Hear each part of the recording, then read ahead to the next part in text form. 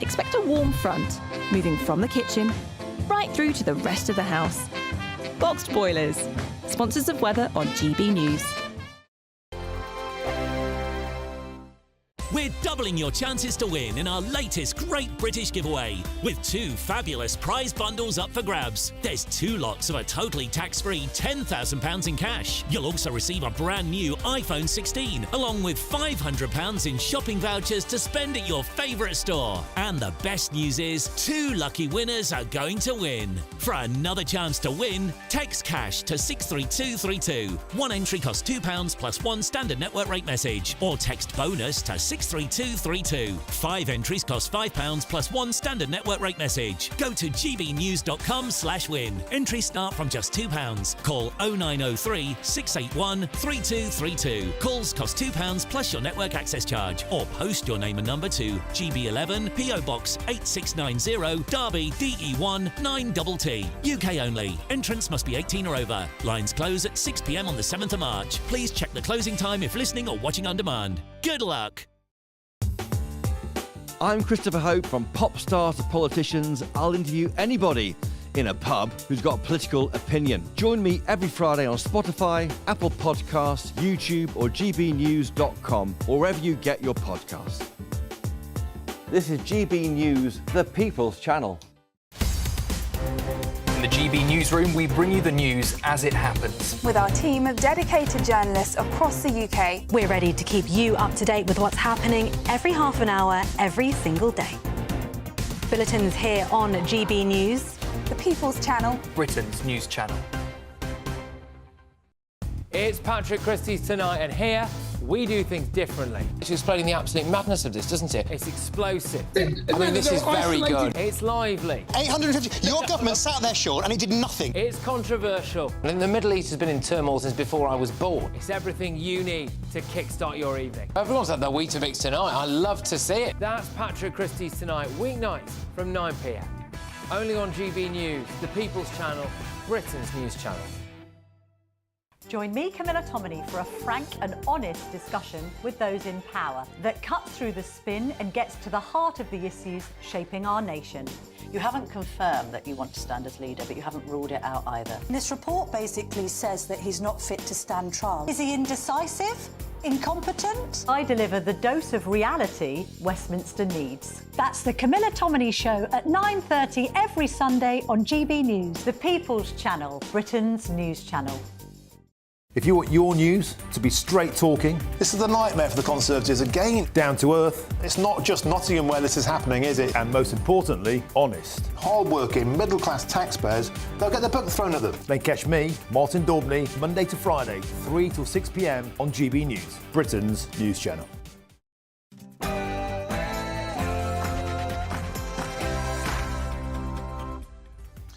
Very good afternoon to you and a happy Monday. It's 3 p.m. Welcome to the Martin Daubney Show here on GB News. We're broadcasting for you live from the heart of Westminster and all across the UK. On today's show, over 1,000 tractors have roared into Westminster today for the third major protest against the Labour Party's inheritance tax raid on farmers. We'll be live from the event. Plus, later I'll be joined in the studio by the tractor boys and the tractor girls who are crying.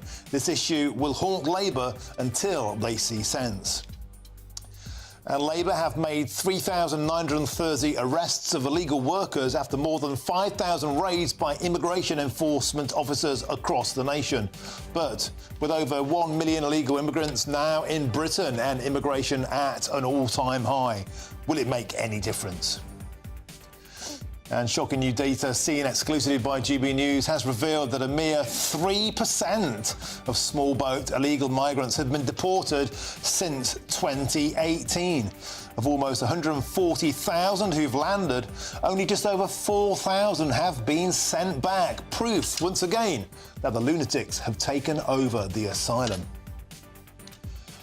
And after a drug-dealing couple was spared jail, judges are being urged to stop doling out soft sentences to people from deprived backgrounds.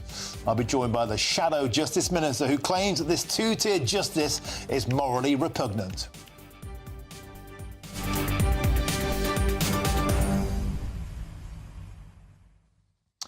Welcome to the show. Pleasure to have your company. So today is Farmageddon Part 3. It's the third time we've seen a major protest against Labour's inheritance tax raid in Westminster alone, and thousands of farmers are staging another tractor protest outside Parliament as we speak, as they continue their campaign against changes to inheritance tax rules. Well, the speakers are about to start. But first, let's cross now to GB News' presenter Emily Carver, who's been in Westminster throughout the entire day with the tractor boys and the tractor girls. Emily, there's a carnival atmosphere out there. Tell us the latest. Oh, Martin, what a day it's been. There are just so many people here today to protest this inheritance tax. So many tractors have descended on Whitehall. Hundreds. Last tally I heard was 1,400 tractors and thousands more farmers and people who are just concerned about this policy from the Labour government. Now, I've spoken to a number of farmers and politicians and people who really care. And with me are a lovely, large farming family, which is absolutely fantastic. Now, Phil, you're the dad. I'm not the dad of all of these. Oh, OK, they're not all yours. Two of them somewhere. Two of them, OK. He's the father of two of them. Phil, tell us why you're here. We're here to save the country in general, and the countryside. Because well, that's a big task. It is, yeah. And we're here to, the definition of working people, well, have a look around. These are working people. The man in there is supposed to be looking after working people. But he's not, is he? He's taxing us. We pay tax, but we want to be able to pass the farm on to the next generation. And to pay both your tax and the inheritance tax, it's not doable because there's not that much money in the job that we do. But we love it. We do it because we love it. We do it because it's our profession. We're born into it. I'm third generation. The friends we're with, they're fourth and fifth generation. So it's not something that everyone can do. It's a I don't know, you're born into it, and it's something that it's tough. We question ourselves all the time why we're still doing it. It's madness. Well, I mean, they do say, you know, a lot of farmers really struggle, you know, with the uncertainty around being a farmer, obviously the graft, but also having that worry about the uncertainty of taxes and everything else that comes your way. Let's speak to some of the younger generation. We've got two lovely ladies here. You look, how old are you? 16. 16 as well. Are you looking to continue farming? Yeah. Yeah? And what is it about it that you think will be good going forward? I've grown up with it, so I don't really know any different. It's in your blood. Is that the same with you? Yeah. And what are you studying at school at the moment? Are you going to be going to agricultural college, or are you just going to be sticking with the farming from now on end? I'm going to agricultural college. Okay, great. And you? I go to agricultural college. Fantastic stuff. And are people talking about this issue at agricultural college? Yeah, definitely. Is it all they talk about? Yeah, all the time. Fantastic stuff. And it's Harry here as well, isn't it? Harry, now why are you here, Harry? I'm here to support all the farmers, obviously. I come from a farm in Cheshire, dairy farm. We've been farming on our farm for 4 generations and over 400 years in Cheshire. And are you worried about the future of the farm? Yeah, obviously, it's life really, isn't it, for all of us. Don't really see anything else different. But yeah. And you guys have been here all day. You turned up early. You made the journey here into central London. It's quite a journey. We've had people coming in tractors from Derbyshire, from Staffordshire, from Devon, from Cornwall, from all across the country, Martin. It's staggering. And of course, these tractors can't go much faster than 30 miles per hour. So you can tell how long these journeys have taken for everyone. I'm just going to come over here to speak to you, ladies, just to finish off with. Why are you two here then? Exactly the same reason as everybody else. We need to protect the farmers, because if there's no farmers, there's no food for the UK. Yeah, and just exactly the same. You know, we pay tax, that's not a problem, but paying tax on something you inherit for the next generation, we never bought it, we inherited it. So why would you pay tax on something that you're providing for everybody, really, not for ourselves, for everybody? Well, fantastic stuff. And just very lastly, you're the only person I haven't spoken to yet. One word to Keir Starmer and Rachel Reeves. Go back on your words. Save Britain, save the future of our country and the next generations, because we are the backbone of Great Britain. Well, Thank you so much for speaking to us on GB News. We really appreciate it, and good luck with the rest of the day. There's a lot coming up for the rest of the day. There's going to be speeches at this stage over here. It has got a little bit damp, but that's not stopping people from standing outside and waiting for those speeches. They're going to be taking place from 3:15. There's also a debate going on in Parliament from 4:30, where some of our MPs, politicians, will be able to make their voices heard as well. But we'll be sticking here in Whitehall for you to cover this protest for the rest of the afternoon. Thank you, Emily. Beautiful. Great to see some farmers there and some young blood in particular. We'll be crossing back, of course, those speeches as they happen. Thank you, Emily. Beautiful as ever. Let's get back to the studio now. I'm joined by Matthew Stadlen. Matthew, this is the third time now we've seen a significant turnout. This looks like it's going to be the biggest one. Over 1,000 tractors, thousands of protesters from all over the four corners of the land. But you can't help but feeling that there's something of a Mexican standoff now. It's the third time they've said the same thing. The Labour Party, pardon the pun, are digging in, ploughing the same furrow. Do you think that this protest, as heartfelt as it is, and no doubt resonates with a lot of people watching this show, is it going to have any impact? The Labour Party seem pretty tin-eared to all of this. I mean, I get the sense, Martin, that you're giving up. And if you're giving up as one of the flag bearers, flag wavers for a reversal of this tax, then I suspect the writing is on the wall. I thought right from the beginning that the government wouldn't change tax. There's thousands of them there. They're not giving up. But how many people are there in the country? I mean, 70 million of us or something. This isn't going to change the government's mind, and I think I sense that you get that now. Listen, on the substance of it, I'm trying to work out why we should feel particular sympathy for the farmers who, yes, work unbelievably hard, perhaps harder than almost anyone else in the country. Some of them work 365 days a year because they can't leave their sheep or their cattle or whatever. Yes, they work hard. Yes, many of them, it's true, are not cash wealthy, but they are property wealthy. Nonetheless, everyone else, if they get to a certain threshold in this country, which is very few, by the way, it's about 3 or 4% of estates in this country, has to pay inheritance tax. Why are we making a special case for farmers? Well, quite simply because farmers are a special case. Sir Keir Starmer said before the election, farms are different. He said that. Those are the words of the Labour Party. The entire government in waiting, in opposition, said farms are different because it's not just about inheritance tax and passing money on. It's about keeping the family farm going so we can all eat food. Food sovereignty has dropped to an all-time low since World War II. We're up more than 1/3 reliant upon imports. And all the carbon footprint that entails, we should be supporting British farmers, and farms are different. Sir Keir Starmer said the same thing. If this were going to destroy British farming, I would agree with you. But I don't think it will. And I think what the tax was designed to do, and yes, we could argue about the threshold, was to make sure that people who invest in agricultural land because they know they don't have to pay any inheritance tax on it, we're talking about multi-millionaires or billionaires, so that they will start having to pay their fair share. But the thing about that is that the small farmers agree with you. And by the way, I agree with that. The likes of people, having these plastic farms, hoovering up land to dodge tax, I think we can all agree they should be targeted. In fact, the farmers who are leading these movements agree. They concur. Let's go after the tax dodgers. But that's not the same thing, Matthew, as smallholders who are making minimum wage or below just to keep the family farm in the business. First of all, if you're an individual, I think you can pass on up to 1.5 million quid as a farmer let me finish making the point, without the tax kicking in. If you're a couple, it can go up to £3 million. These are eye-watering sums in a country where over 1/3 of children are living in poverty. Why are we not making more noise about that? Where I have an issue with this, by the way, and I do have an issue with this, I'm not going to blindly follow the government. Why should I? I'm completely on the outside and independent. Where I have an issue with this is Steve Reed, who is the Secretary of State, the Department of the Environment and Food and Rural Affairs and so forth. He said, I think in late 2023, when he was in the shadow government, that they wouldn't change agricultural property relief. Yeah. They got into government and they have changed it. Now, they might point to the £22 billion hole that they claim exists. I think some of it does, some of it doesn't. That is a problem for me.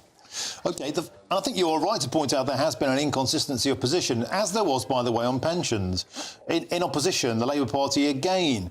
You know, Rachel Reeves said, I will never forget that poor pensioners' purple hands. She clearly forgot. The tax went up. They've all forgotten their previous position on farming. And I wanted to talk about the money now, Matthew, and that is where the money is being spent. I put a list out earlier on. Can we call this up about where Labour have been spending money since the general election? Because let's not forget, right, here is a list I drew up from the top. They talk about a £22 billion black hole. This is spending committed by the Labour Party since they're elected over and above their initial pledges. Public sector pay, 47 billion quid. Carbon capture, 22 billion quid. Chagos Islands, 18 billion. Ukraine, 15 billion over 3 years. Overseas climate aid, 11.6 billion. Junior doctor pay rise, 500 million times 5, 2.5 billion.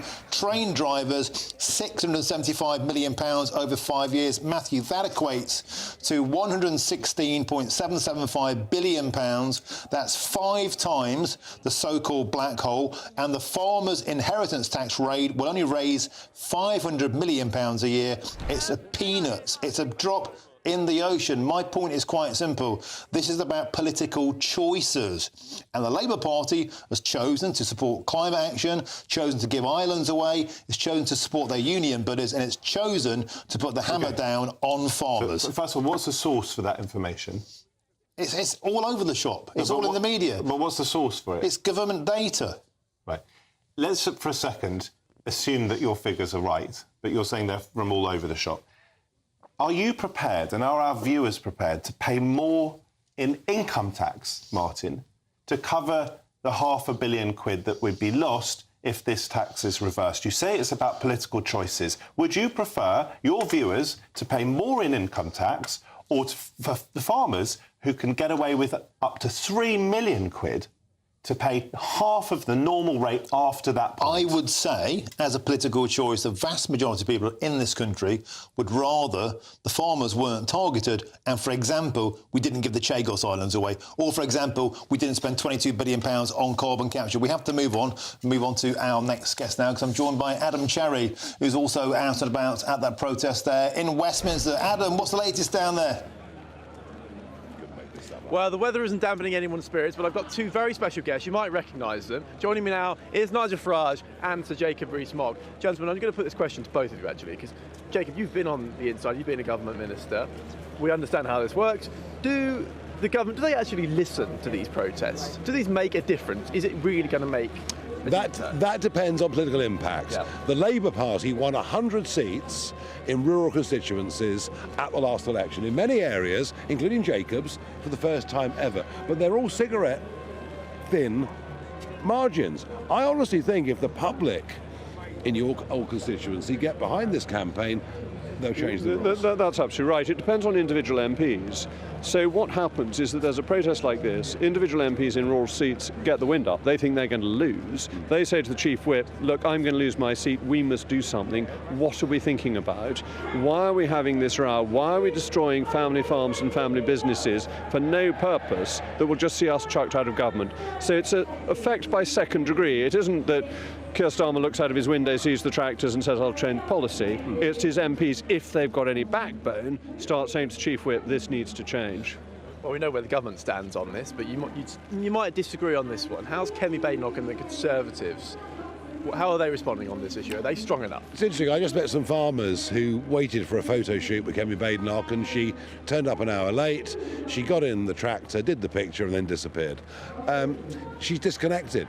And actually, the truth is, most of our political class in Westminster is disconnected from rural England, disconnected from our farming communities. We become a very, very urbanised political class. There is a lack of understanding, in my view. Well, I'm very lucky, as I come from Somerset, where it never rains like this. We have much nicer weather, as GBNews viewers know only too well. But what we should be saying is that we will abolish death duties altogether. We need to take the lead on this and say it's not just about farmers and businesses. It's about this desperate, unfair, cruel tax on sadness that should be abolished, full stop. Yeah. Sadly, Jacob, you can't take the lead, because we've done that already. I've been saying it for years. Yeah, but I wasn't in a position to do it, but you haven't been in a position to do it either. We are both voices crying in the wilderness. Well, Jacob, my wilderness may not be quite what it was. We're going to win the next general election, and we will abolish inheritance tax. End of. That's a manifesto commitment. End of. Jacob, is this the start of that Reform Conservative pact that we heard so much about? Is this a consensus here? On a personal level, I've always been a fan of Nigel's, and if he's going to abolish inheritance tax, that's a jolly good thing. I would encourage the Conservatives to do that too, because it is an iniquitous tax. You're saying Kemi Badenoch should commit to that immediately as well? Oh, I'd strongly encourage her to, yes. Gentlemen, thank you very much for joining me on GB News. Really appreciate it. Martin, there you go. That's the start of that Conservative Reform pact we've heard so much about. Weather isn't dampening anyone's spirits, but it's... Oh, there we go. Still lots of people here. But 1,300 tractors. Speech is about to start. It's going to be a very interesting afternoon. Adam Sherry, fantastic stuff, and the rain there not putting out the beginnings of the fire, what appears to be a bromance, a blossoming bromance between Nigel Farage and Jacob Rees-Mogg. Thank you very much, Adam. We'll cross back to you later throughout the show, of course. Now, I have to come back to the studio and speak to Matthew Saddle. He was foaming at the mouth at parts of that. In particular, the policy announcement there from Nigel Farage, we will end inheritance tax. End of. In all capacity, out the window. Two fascinating things that emerged from Adam's interview there. One on the inheritance tax, so on the substance, on the policy, and the other on the politics of what on earth happens between the Tories and Reform. Yeah. Do they form some sort of deal ahead of the next election? Let me deal with inheritance tax first. It raises roughly £7 billion, as I understand it, a year. Are we seriously saying that the richest estates in the country, 4% of estates or whatever it is at the moment, shouldn't be paying some tax when property and money and so forth is passed through the generations, when so many hundreds of thousands of children in this country are living in poverty? I will be affected, I'm sure, if I'm lucky enough to inherit later on in my life by inheritance tax, and I absolutely think I should be, because why would I get unearned wealth? I'm the beneficiary of it, more than the person handing it over to me, if they choose to hand it over to me.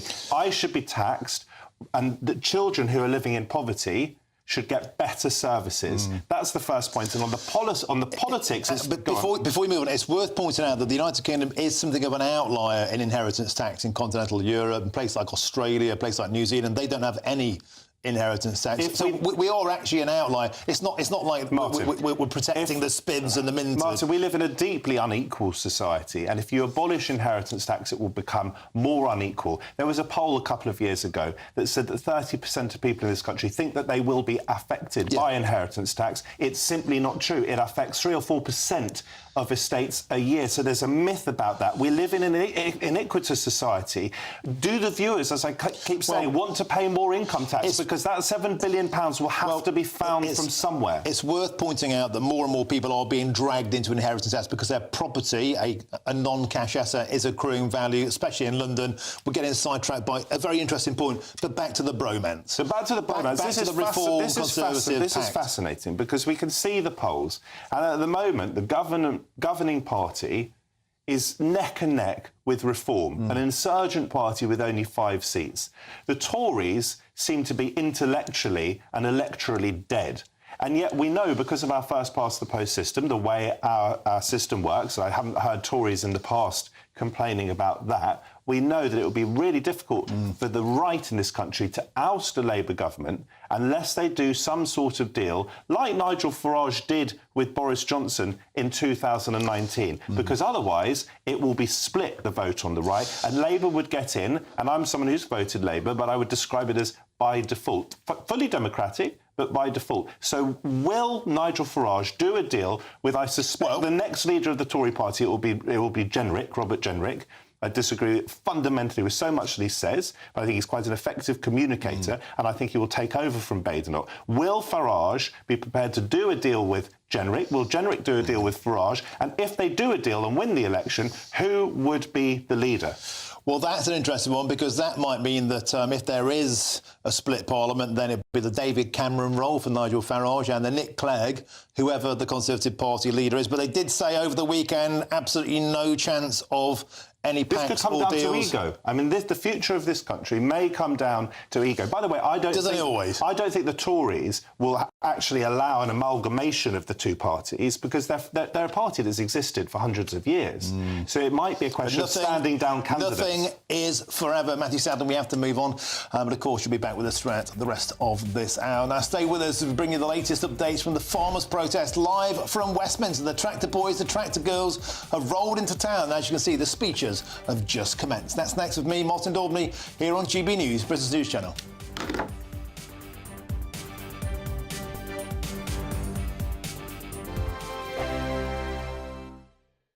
We're proud to be GB News, the People's Channel, and as you know, we always love to hear your views. Now, there's a new way of getting in touch with us at gbnews.com/yoursay. By commenting, you can be part of a live conversation and join our GB News community. You can even talk to me, Bev Turner, or any of the members of the GB News family. Headliners on GB News 11 p.m. every night. It's got 3 top comedians going through the next day's newspapers so you don't have to read them, which is great. That's a good point. He's lying. I mean, maybe he's not lying. That's Headliners every night from 11 p.m. and 5 a.m. as well on GB News, Britain's news channel.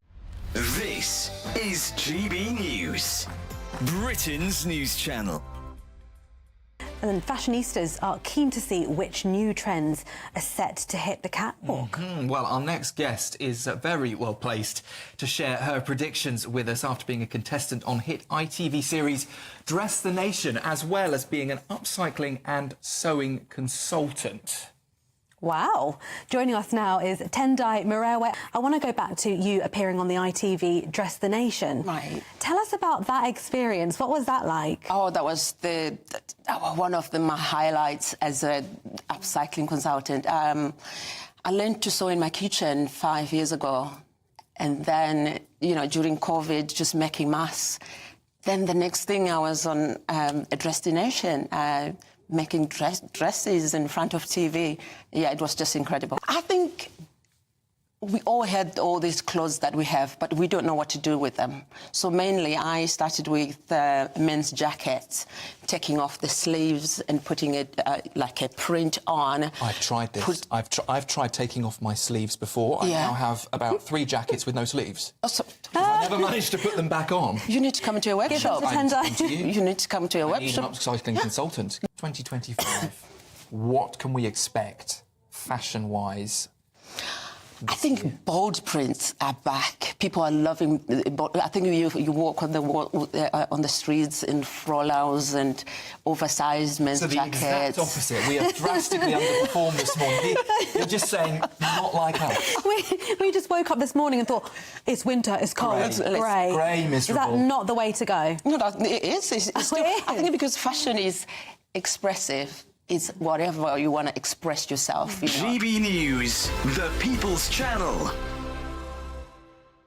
We're proud to be GB News, the People's Channel, and as you know, we always love to hear your views. Now, there's a new way of getting in touch with us at gbnews.com/yoursay. By commenting, you can be part of a live conversation and join our GB News community. You can even talk to me, Bev Turner, or any of the members of the GB News family.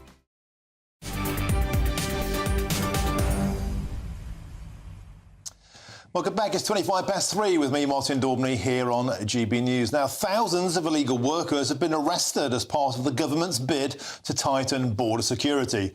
They were found to be working illegally in places like car washes, nail bars and restaurants. Now, almost 4,000 arrests have been made so far.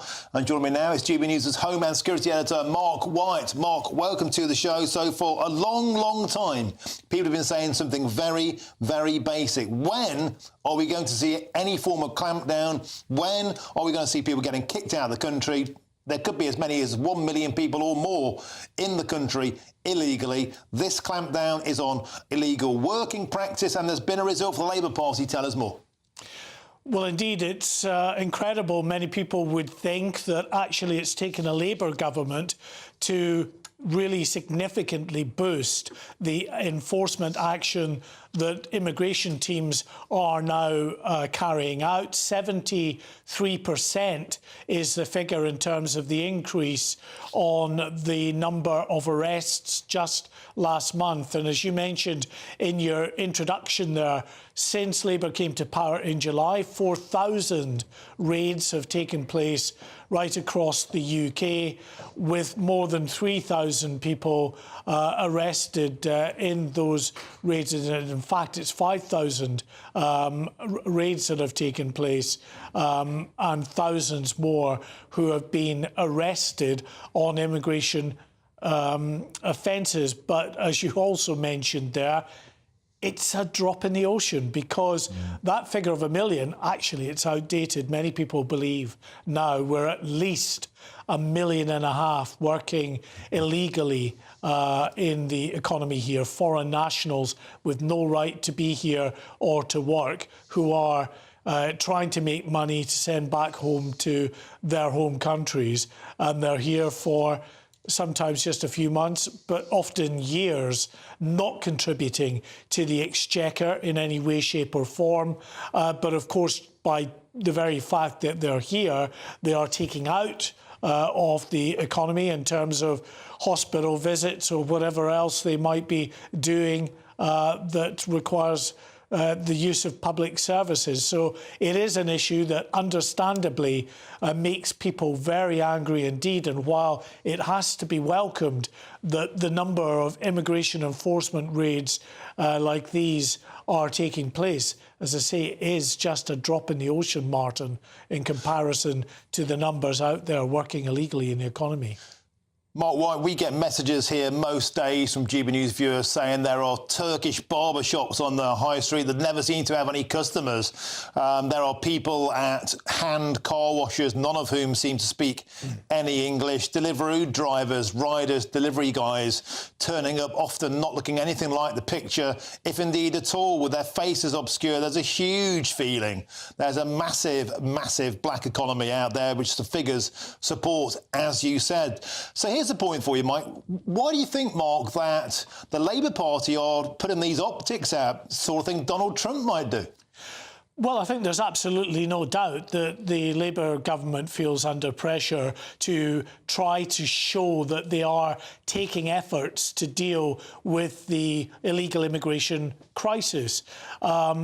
We see how they're faring in the polls at the moment, but remember in the months throughout the summer when they took over at number 10 as the Labour government, the numbers just kept coming across the channel, and on the good days we had very significant numbers. It far outweighed the numbers by the end of the year compared to the previous year. So yes, they want to show that they are trying to get to grips with the problem. The difficulty is when it comes to these small boats that you're seeing there, the small boat migrants who crossed illegally being offloaded at Dover Harbour there, it will be a long time before any law enforcement efforts show real dividends in terms of dismantling gangs, if they even ever get to that point, because it's so difficult to make any meaningful inroads there with a very highly organised criminal network like the people smuggling gangs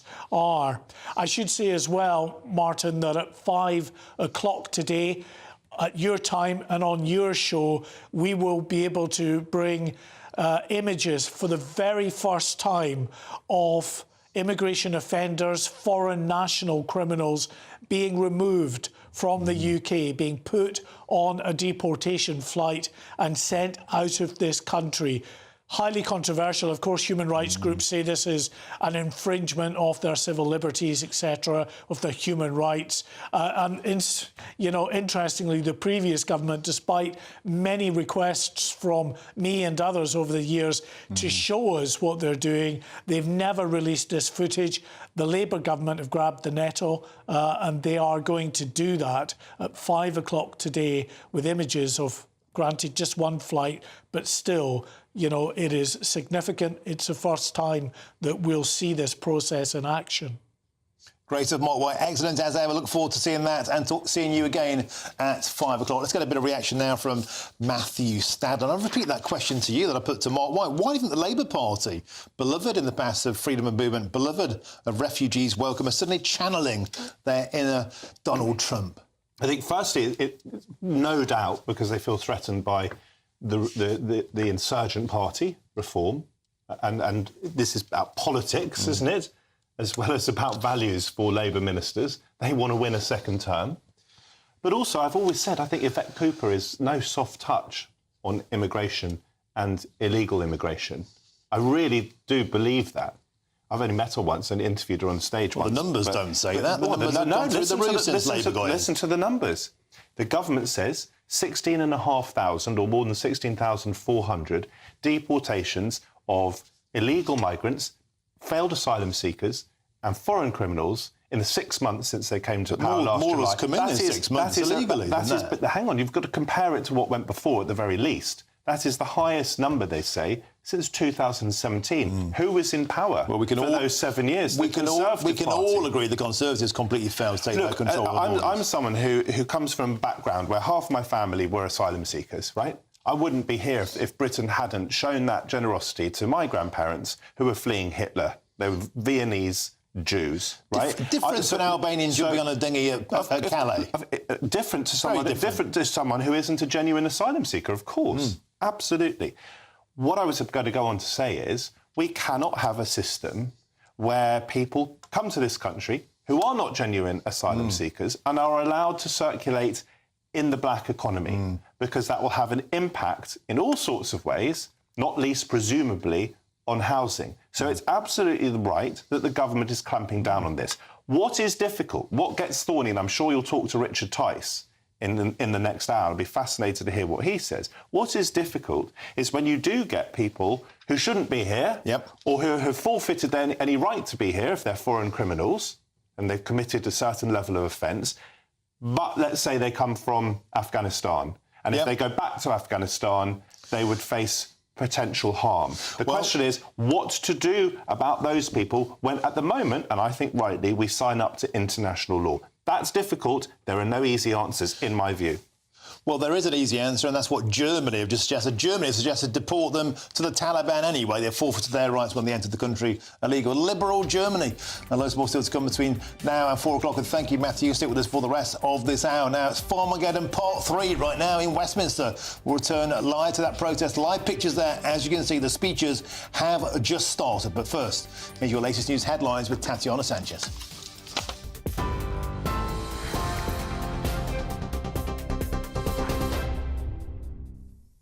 Martin, thank you very much and good afternoon. The top stories. Well, farmers from across the country have descended in Westminster this afternoon in protest against the government's family farm tax. The rally, organised by Save British Farming, comes as a petition calling to keep current inheritance tax exemptions for working farms has reached almost 150,000 signatures. Labour has previously insisted it will not make a U-turn on its inheritance tax plan, saying that farmers are the backbone of Britain. Conservative MP James Cleverly spoke to GB News. And we'll bring you that interview at the top of the hour. Elsewhere, thousands of migrants who've been working illegally in the country have been arrested as part of the government's efforts to tighten border security. Around 4,000 arrests have been made in more than 5,000 immigration enforcement visits since Labour took power on the 5th of July. The government says those often working illegally in nail bars, car washes and restaurants are sold false promises about living and working in the UK. Today, there will be a second reading in the House of Commons of the government's Border Security, Asylum and Immigration Bill. The legislation would give new powers to police and immigration officers, including the ability to seize migrants' mobile phones to assist with investigations. And the families of two girls killed in the Southport stabbings have given an interview today where they paid tribute to their daughters and called for a public inquiry. In an interview with ITV, the parents of Elsie Stancombe and BB King spoke about their memories of the girls who, along with Alice da Silva Aguirre, were murdered by Axel Rutacabana in July last year. The families also spoke of their hope that other children can now be protected. And those are the latest GB News headlines for now. More from me in half an hour. For the very latest GB News direct to your smartphone, sign up to news alerts by scanning the QR code or go to gbnews.com/alerts.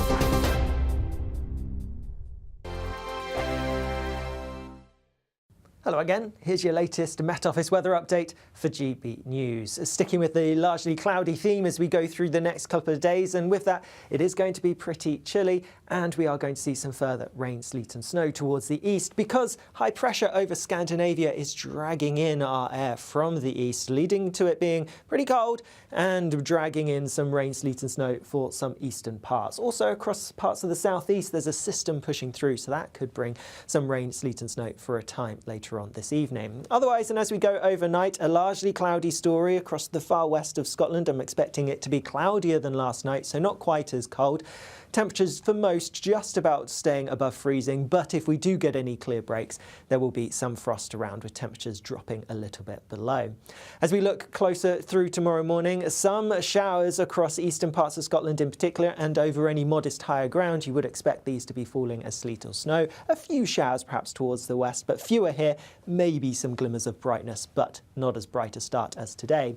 Across Northern Ireland, pretty cloudy and some rain perhaps, and then down the eastern side of England it is looking pretty damp. Some outbreaks of rain, sleet and hill snow for some. Drier towards the west, but it is going to stay fairly cloudy. Lots of grey skies to come as we go through the day tomorrow. Perhaps some glimmers of sunshine breaking out across the west of Scotland as we go into the afternoon, but on the whole cloudier than today and still some bits of rain, sleet and perhaps even a bit of hill snow at times too. Temperatures are a little bit on the low side for the time of year, and when you factor in that easterly breeze, although it's not particularly strong, it is going to make it feel even chillier still. Later on as we go through tomorrow, there is a system towards the southwest that may bring a bit of rain perhaps towards parts of Cornwall and then southern parts of Republic of Ireland. Looking further ahead, and the cloudy theme is going to continue. There may even be a bit of rain at times, particularly towards western, southwestern parts. See you later. The latest GB News travel. Good afternoon, I'm Alan Wright. In Northamptonshire, the M1 southbound is partly blocked after a breakdown. It's between junction 15 for Northampton and 14 for Milton Keynes, so do expect some minor delays there. Also in Northamptonshire, in Northampton, the Nen Valley Way, that's the A45, that's partly blocked eastbound after a collision.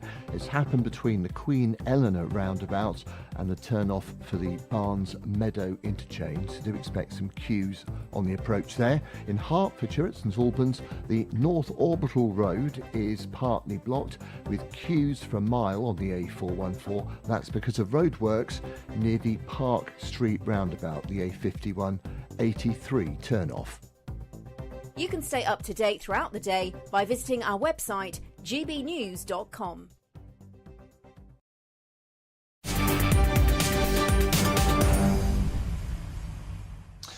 Welcome back. Time is 3:39 with me, Martin Daubney, here on GB News. Let's return now to the big story of the day, and that's Farmageddon Part 3. Over 1,000 farmers are currently staging another tractor protest outside Parliament as they continue their campaign against changes to inheritance tax rules. Let's zip straight back over now to our tractor girl, GB News presenter Emily Carver, who's in the heart of Westminster. Emily, what's the latest? Tractor girl, I'll take that one. Thanks, Martin. Yes, I'm here in Whitehall. I must admit, the weather is now dreadful, but that's not dampening spirits. There are a lot of people who feel very passionate indeed about their cause. Loads and loads of tractors behind me, hundreds, if not thousands of people here to protest against the family farm tax raid as they see it. Over here is the stage, I must say. Gareth Wyn-Jones has just been on giving a rousing speech to people listening here. Farmers from up and down the country have been listening in as the rain pours down. I'm just going to head over here actually because we've got a few guests lined up. Let's start with Eve over here. Now Eve, you're a young face. Yes. You're only 16? Yes, correct. And you're currently at Agricultural College? Yes, I am, yeah. And you said earlier that, this is what a lot of people are talking about. There's worry among teenagers and people who are looking to go into farming. Yeah, there is. I think it's scary. Like, it's putting people off wanting to go into farming, and I think that's a big thing because it's such a big part of everyone's life. And I think, and like you said earlier, having someone who teach agriculture and wondering if it's going to have an effect on younger students, which that's worrying. Yeah, and I mean, at age 16, if I remember when I was 16, you've got so many worries. You're not sure how life is going to pan out. You're not sure how your studies are going to go on. Having all the worries about the future of your family farm as well to contend with, that's a lot on shoulders. Yeah, it is, definitely, and it's not something else anybody wants to be worrying about. So, quite frankly, let's get rid of it. Let's get rid of tax. And that's why you're here. What we deserve is right, and what's right. Fantastic. Yeah. Thank you so much, Eve. I'm going to now turn over to Chris Austin, who's here with his with a team of people, actually. Chris Austin, thank you very much for joining us. So where are you from? I'm from Newbury in Berkshire. OK, you're from Newbury and you're a farmer? Yes, I am. Yes, I farm beef cattle. And how's it going at the moment? Well, just at the moment, the price of beef cattle is not too bad, but that's not the reason we're here. The reason we're here is that the government have moved the goalposts. They told us that they wouldn't tax agricultural land and holdings, and now they're going to. So it's not fair that they are attempting to move the goalposts. Yeah, and that's a very good point, isn't it? A lot of people here feel totally blindsided. They weren't told that this was going to happen. Well, they were told exactly the opposite. I mean, we had reassurances from the government several times that they were not going to change the rules on inheriting agricultural property, and now they are. So that is blatantly unfair. Are there any politicians that you trust? Well, you know the old joke about you can tell when a politician's lying because he moves his lips. But some I think are honourable, and some politicians have got a bit of an idea about farming. They come perhaps from farming families.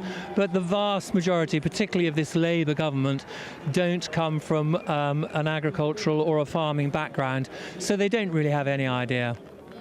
And the sort of idea that, when you hear people arguing the case for this inheritance tax, they say, well, people of all other backgrounds have to pay inheritance tax when someone dies, and, it's the normal thing to do. Why should farmers, be special?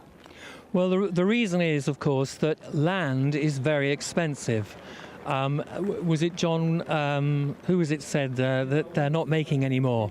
So land is very expensive. So most farmers are very asset rich if they own their own farms. Most farmers could sell up and be millionaires. But the return on that land, if you farm it, is often quite low. And nobody minds paying tax on profit. If you buy this and sell that, there's a profit. Nobody minds paying tax on that. But to pay tax on your capital assets, especially if those capital assets are not actually generating much income, that does seem unfair. Yeah, and that's a key difference. Chris, yes. Thank you very much indeed for talking to us on GBNews. I'm going to turn back to Martin there. So you've got the voices of just 16-year-old girl there who's looking to go into farming, whose family's been in farming. All the people her age desperately worried about the future, and Chris Austin, who's been in farming for years, really, really desperate for the government to rethink this. Superb stuff, Emily. Thank you very much there. 2 generations of farmers live from Westminster. Let's get some reaction now from Matthew Stadler. Matthew, I thought Chris Austin, the beef farmer there, just nailed it. It's not about greed, it's about a change of position. Before the election, the Labour Party went to the National Farmers Union Conference and they said farmers will not be taxed. Farms are different. It's not like a normal business. It's about continuity, ensuring the next generation won't get priced out. Chris Austin there just said this is another huge U-turn from Mr. Flip-Flop. That's his point. So, first of all, on the question of greed, I would certainly say that not a single one of these smaller farmers are greedy for opposing the tax. They don't want to pay the tax. Fair enough. Protest. We live in a democracy. The argument about that the young 16-year-old, the girl was saying, wanting to go into farming, the argument is that by allowing the mega rich to buy up so much agricultural land, it inflates the cost of land and makes it harder for people who don't come from... But that's got nothing to do with who don't come from a farming background. It makes it harder for young people like that to get into farming. Was it Chris's point about the U-turn? I think that's a fair point. It's one I made in the studio earlier. Steve Reid, now Secretary of State for the Environment, Food and Rural Affairs, he said, if I'm not mistaken, in 2023, that if they got into power, Labour would not change the agricultural property relief. I get that. Nonetheless, we are where we are at the moment, and if this is reversed, £500 million or so will need to be found. Where does that get found? You talked, by the way, earlier about the Chagos Islands.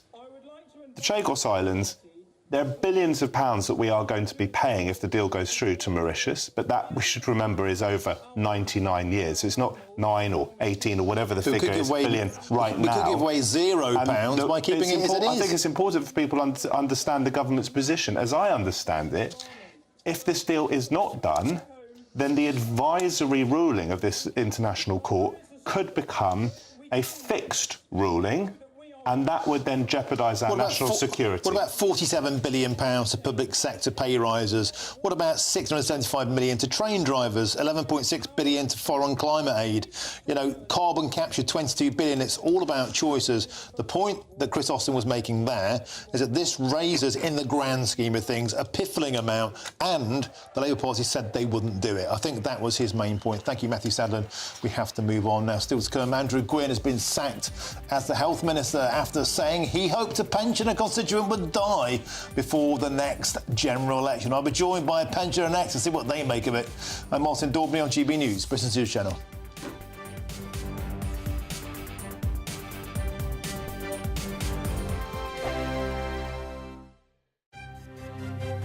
GB News Breakfast, every day from 6 a.m.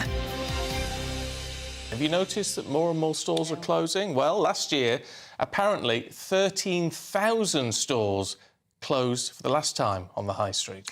Well, experts warn the worst is still to come for our small businesses.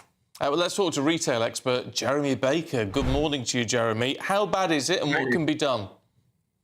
Well, nothing can be done about it. Retail is like that. It's a boom and bust operation. So last year, let's say you had a shop and it was booming. This year, the consumer can just change their mind. They don't need to come back to your shop ever again. Well, it is sad, Jeremy, because our high streets are the beating heart of our communities, aren't they? And for many people, I know I can relate to my high street, it is such a depressing sight, walking down there and seeing them all boarded up and closed down. But how often do you walk down that boarded up high street? I think people move on to something else. The online world is very big. Yeah. And lots of other things are very exciting. And so people, you know, the shop... I like to go to my GP in a shopping centre and get my tests done there rather than tramp off all the way to the GP, for example. And children could go to little schools in the high street. I've seen that happen already. So lots of things could happen to the high street. It could be much more a social centre. Much more kind of like pubs, coffee shops, all that. Charities. I don't see anything wrong with charities taking over. But the idea of the shop-centred high street, finished, that's gone. Never coming back. Goodbye. It's not sad, it's just life. GB News, the People's Channel. Mornings don't have to be tiresome, especially if you have the right company. Wake up to news as it happens, opinion and debate, and of course, a little bit of entertainment too. Because when the kettle's on, we're on. That's Breakfast on GB News, a show worth waking up for.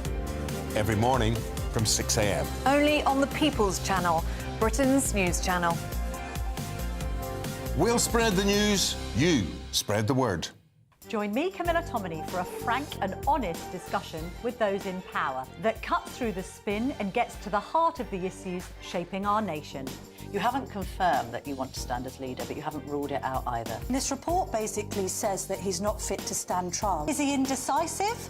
incompetent? I deliver the dose of reality Westminster needs. That's the Camilla Tominey Show at 9:30 every Sunday on GB News, the People's Channel, Britain's news channel.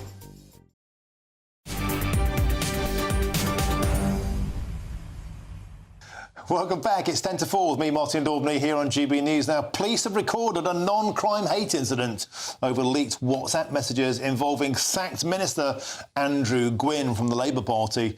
He was suspended from Labour after it emerged. He made racist and sexist comments, as well as joking that he hoped one of his pensioner constituents died before the next general election. Charming. And let's get the opinion now of the founder of Pensioner Voice, David Pinnis, pensionervote.com. In fact, pensioner voice, David Pinnis, welcome to the show. So, I mean, look, what do you say about this? This is somebody who's an elected representative. We know the Labour Party axed winter fuel allowance. That's something that motivated you to get involved in activism. But to hear that someone wishes that someone just died, I mean, it's just astonishing.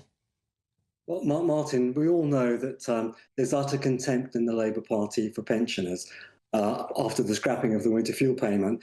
But now we know, according to Andrew Gwynn, they actually want us dead as well. Now, just before the election, Labour said nothing about the scrapping of the winter fuel payment.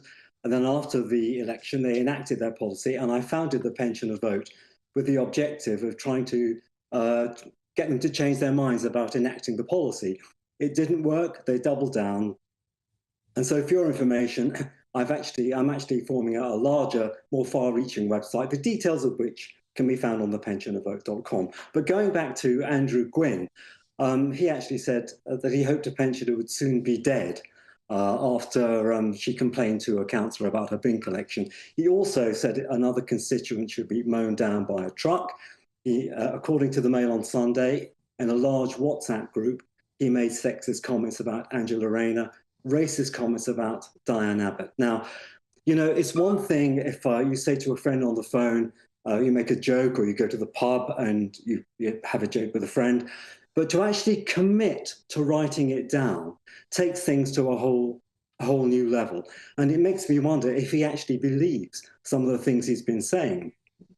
And is this attitude systemic within the Labour Party? Now, here we have a large WhatsApp group, and only today it's been revealed that there's another member of the WhatsApp group, Oliver Ryan MP, who also made inappropriate remarks.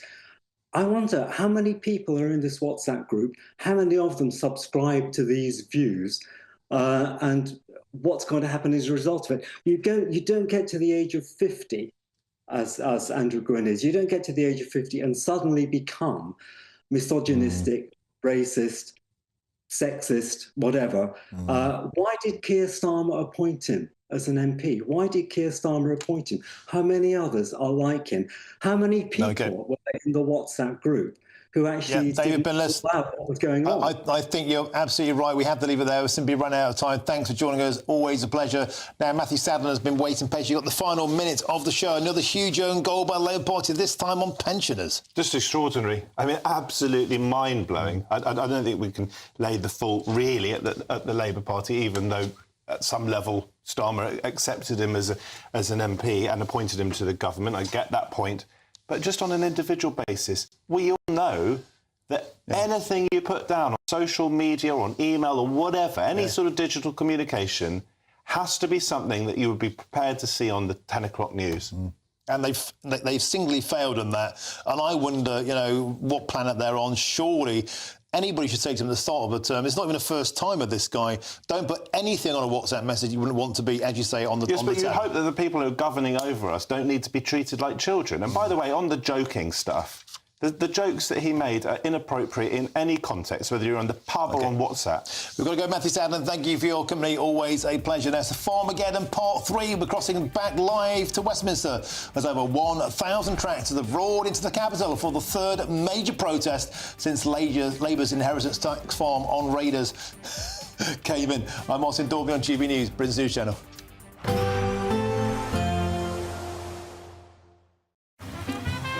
Despite the morning rain, it'll be a nice, warm, cosy day ahead. Boxed heat pumps, sponsors of weather on GB News. Hello again, here's your latest Met Office weather update for GB News. Sticking with the largely cloudy theme as we go through the next couple of days, and with that it is going to be pretty chilly and we are going to see some further rain, sleet and snow towards the east because high pressure over Scandinavia is dragging in our air from the east, leading to it being pretty cold and dragging in some rain, sleet and snow for some eastern parts. Also across parts of the southeast there's a system pushing through, so that could bring some rain, sleet and snow for a time later on this evening. Otherwise, and as we go overnight, a largely cloudy story across the far west of Scotland. I'm expecting it to be cloudier than last night, so not quite as cold. Temperatures for most just about staying above freezing, but if we do get any clear breaks, there will be some frost around with temperatures dropping a little bit below.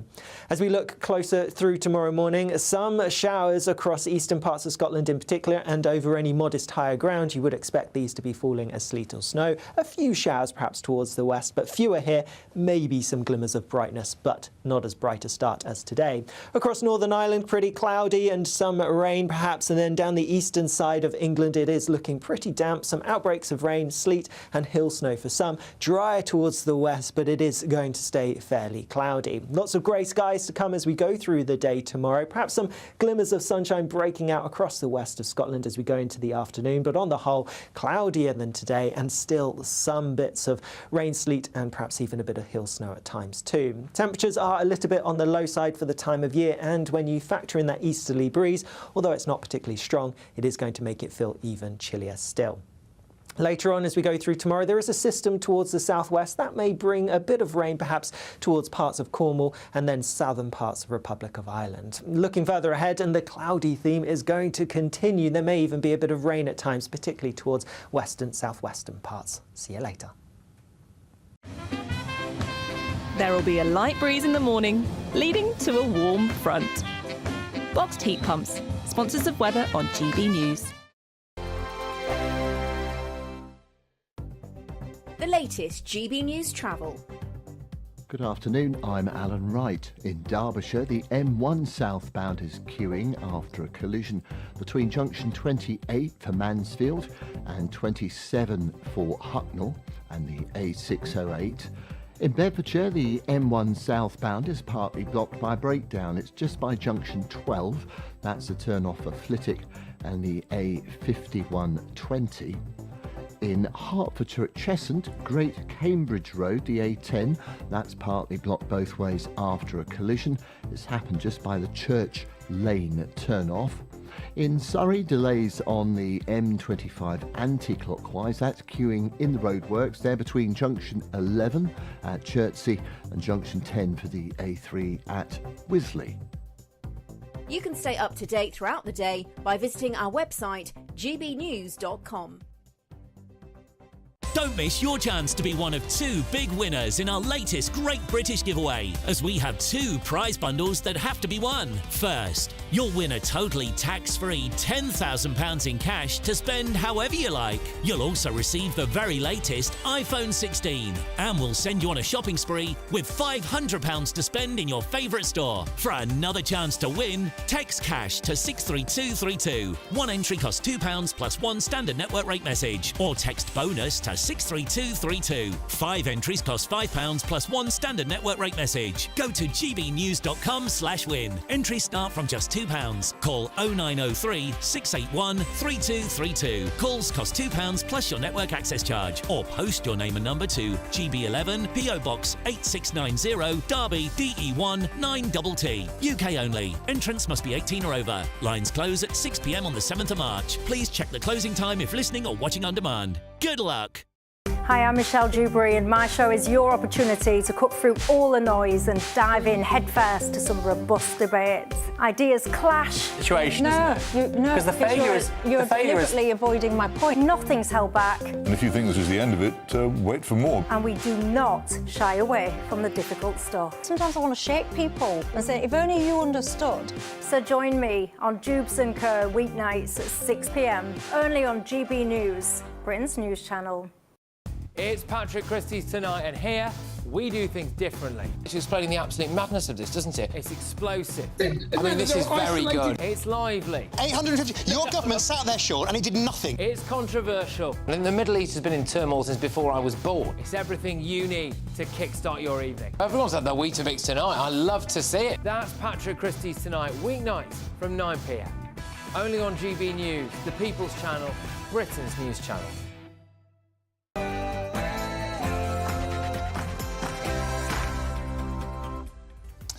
Very, very good afternoon to you and a happy Monday. It's 4 p.m. Welcome to the Martin Daubney Show here on GB News. We're broadcasting for you live from the heart of Westminster and all across the UK. On today's show, over 1,000 tractors have roared their way into Westminster today, just outside the studio here, for the third major protest against Labour's inheritance tax raid on farmers. We'll be live from the event. Plus, later, I'll be joined in the studio by the tractor boys and the tractor girls who are crying. This issue will haunt Labour until they see sense. And today, for the first time ever, the Home Office will release a video of illegal workers being deported. In an hour's time, GB News will show it and then ask the question. With over 1 million illegals in Britain and immigration at an all-time high, will this be enough to win back shattered public confidence? And shocking new data seen exclusively by GB News has revealed that a mere 3% of small boat illegal immigrants have been deported since 2018. Of almost 140,000 who've landed in small boats, only 4,420 have been sent back. Is this proof, once again, that the lunatics have taken over the asylum system? And after a drug-dealing couple was spared jail, judges are being urged to stop doling out soft sentences to people from deprived backgrounds. I'll be joined by the Shadow Justice Minister, who claims this two-tier justice for poor people is repugnant.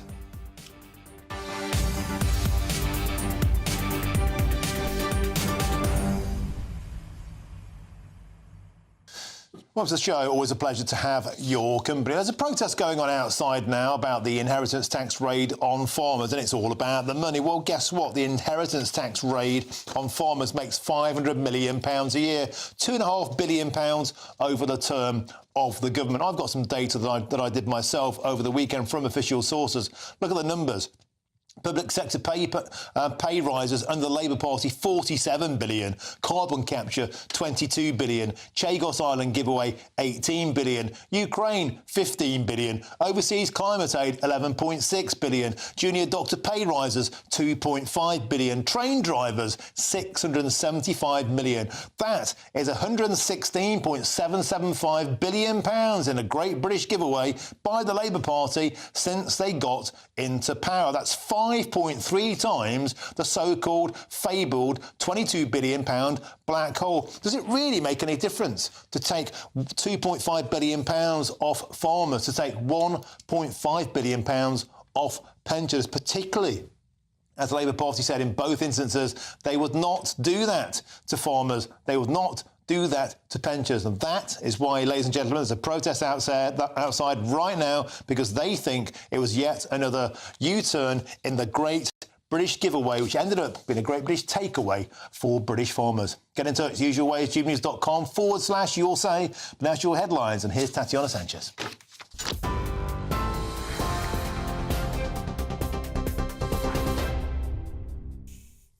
Martin, thank you very much and good afternoon. The top stories from the GB Newsroom. Farmers from across the country have descended in Westminster this afternoon in protest against the government's family farm tax.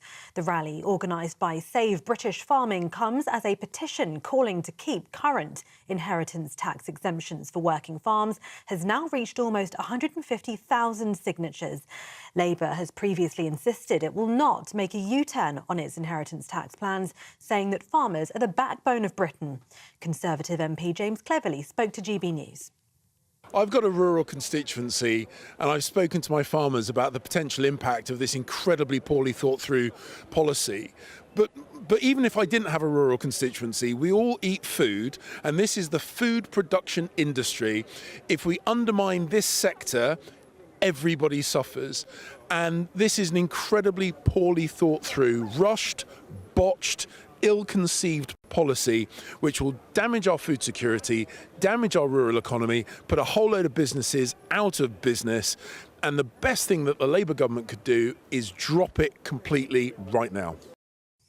In other news, Greater Manchester Police says a non-crime hate incident's been recorded in relation to a WhatsApp group chat involving at least 2 MPs. Ashley Dalton, Labour MP for West Lancashire, has been appointed as the Minister in the Department of Health and Social Care after Andrew Gwynn was sacked over the weekend.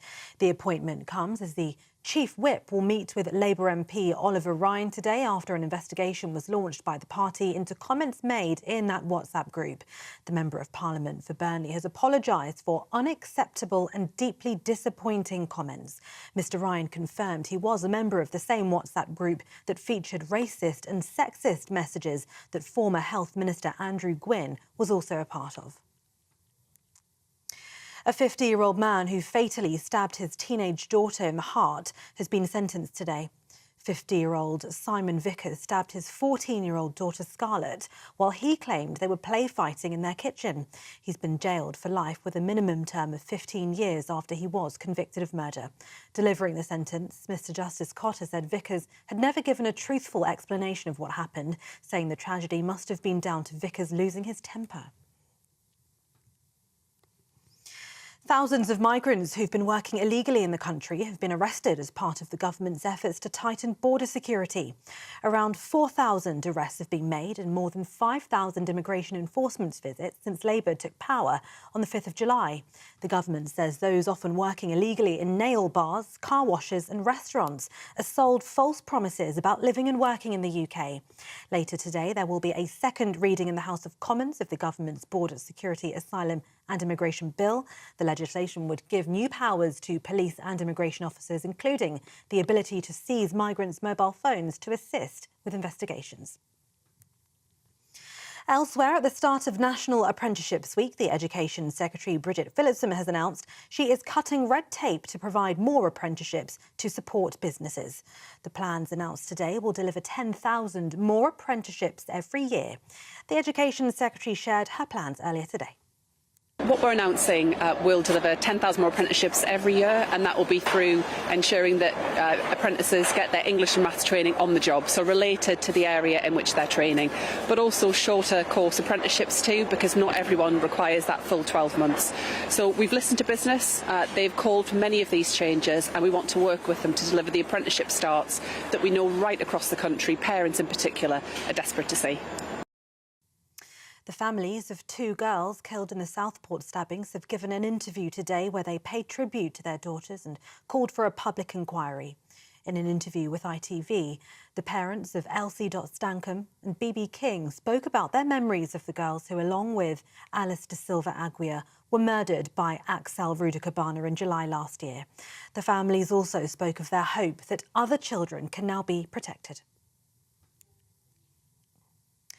And US President Donald Trump is set to impose 25% tariffs on all steel and aluminium imports into the US. Steelmakers in Asia have warned the tariffs will impact profitability and volumes of steel. It's unclear whether President Trump will make any exemptions on tariffs. Labour Minister Dame Angela Eagles said earlier this morning it's in the best interests of both the UK and the US that the two countries carry on with their balanced trade. And those are the latest headlines for now. More news from me in half an hour.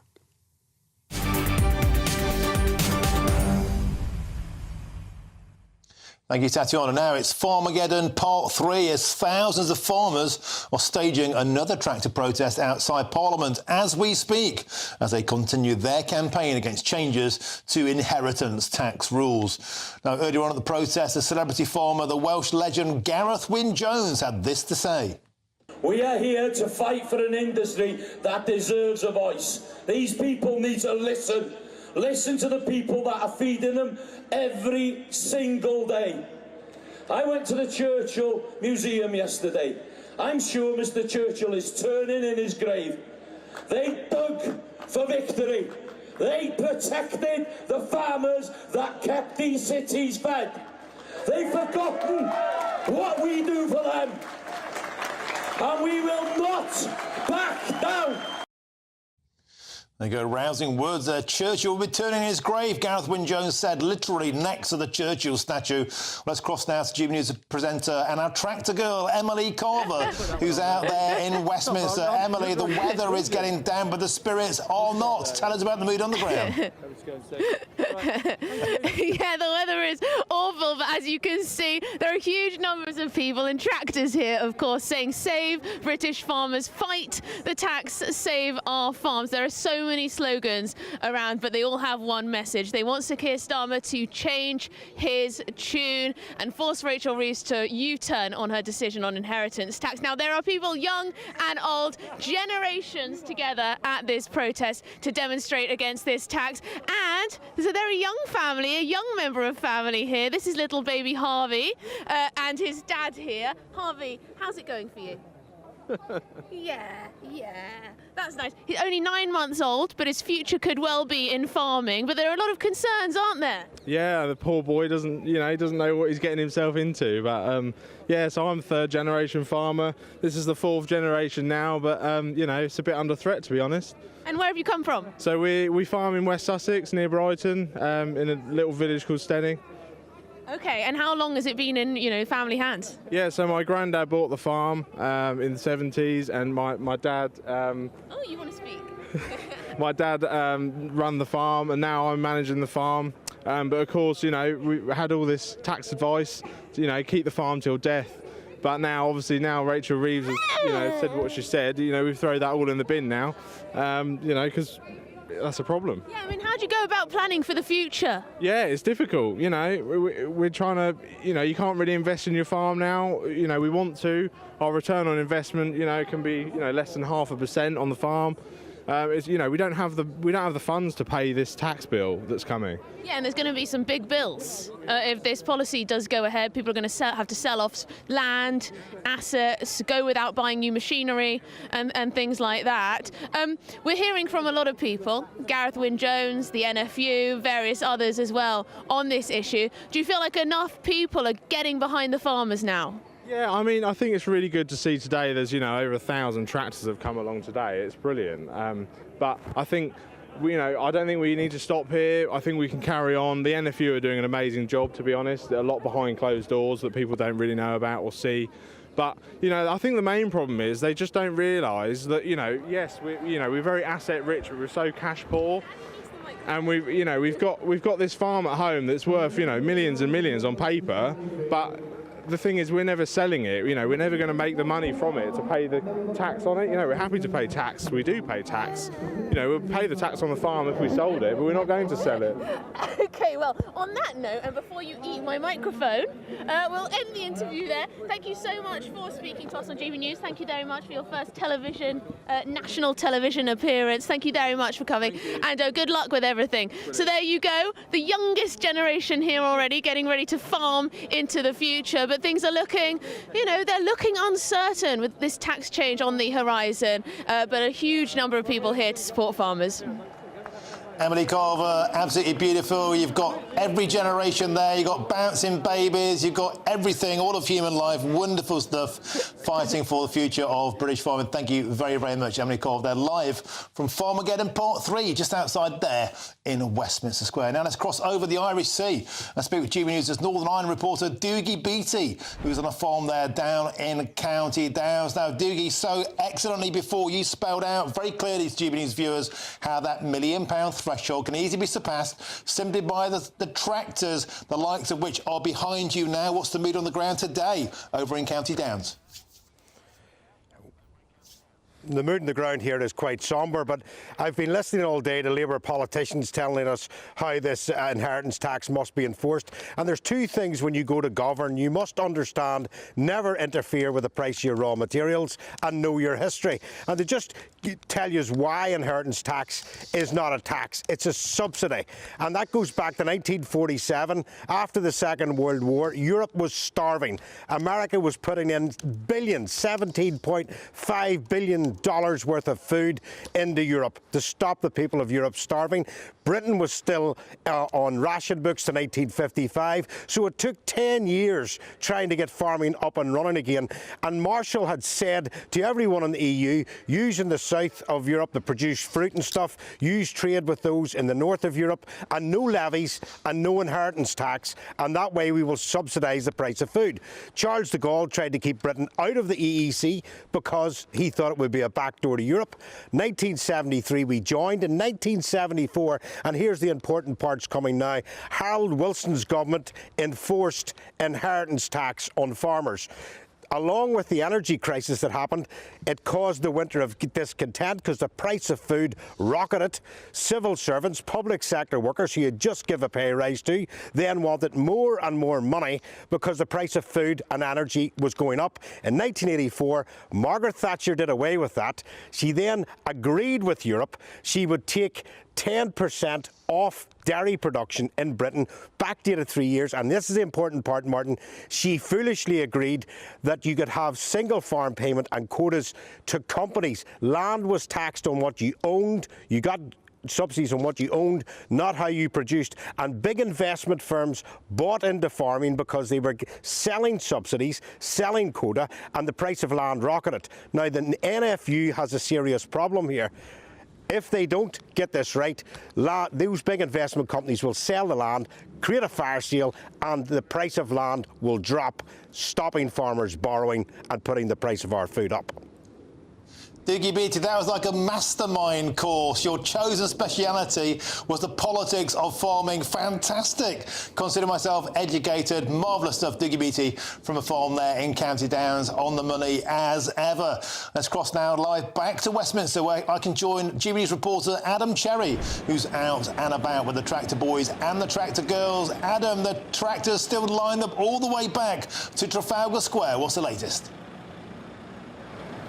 Yeah, they are, Martin. Now, we are here in Whitehall, but my day actually started at 8 a.m. this morning in Birkin Manor Farm, where 120 of these tractors began their day. And we then snaked in through West London before arriving here just after lunchtime. It took about 2 hours. And once we got here, of course, on your show, Martin, we spoke to both to Nigel Farage and Jacob Rees-Mogg. I just want to play you a short clip from what Nigel Farage had to say in the last hour. This is what he said to us. Depends on political impact. Yeah. The Labour Party won 100 seats in rural constituencies at the last election, in many areas, including Jacobs, for the first time ever. But they're all cigarette-thin margins. I honestly think if the public in your old constituency get behind this campaign, they'll change the... It's interesting. Obviously, seeing 120 tractors on the road when you're not expecting it is a bit of a spectacle, but nonetheless I do think the public is on side here. The amount of people, when I was sitting in that tractor making that journey, taking pictures, applauding, giving the thumbs up, obviously supportive of what was going on, was interesting to see nonetheless. And as those watching on television will see, there are still thousands of tractors here. There have been speeches all afternoon. The mood is strong, but I believe Nigel Farage called it defiant. I think that's a fair way of putting it. It's not like they're aggressive here, but they are very much trying to get the government's ear. The government say they're steadfast in their support of the farming community. They even said that today, but I'm not sure that people here necessarily believe that that's true. Well, Adam Cherry, on my way in today, I was able to say to my driver, my taxi driver, something I've never said before: follow that tractor, I said. There were 6 tractors from Vauxhall Bridge, and I was behind a cavalcade of them coming towards Westminster. But can I ask you about that blossoming bromance we saw right before our eyes there, Adam Cherry? You had a ringside seat to Nigel Farage in his flat cap next to Jacob Rees-Mogg. Of course, there's a lot of talk over the weekend. There'll be no pacts, there'll be no agreements, but the bromance felt strong, Adam Cherry.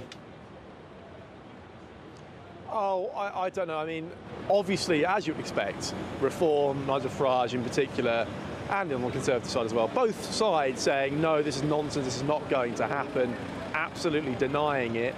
Yeah, I mean, Jacob Rees-Mogg and Nigel Farage have known each other for some time, so they're friendly in front of each other and when they're in front of the camera. I'm not sure whether there'll be some sort of formal... In fact, I'm almost certain there won't be some sort of formal pact going into the next election.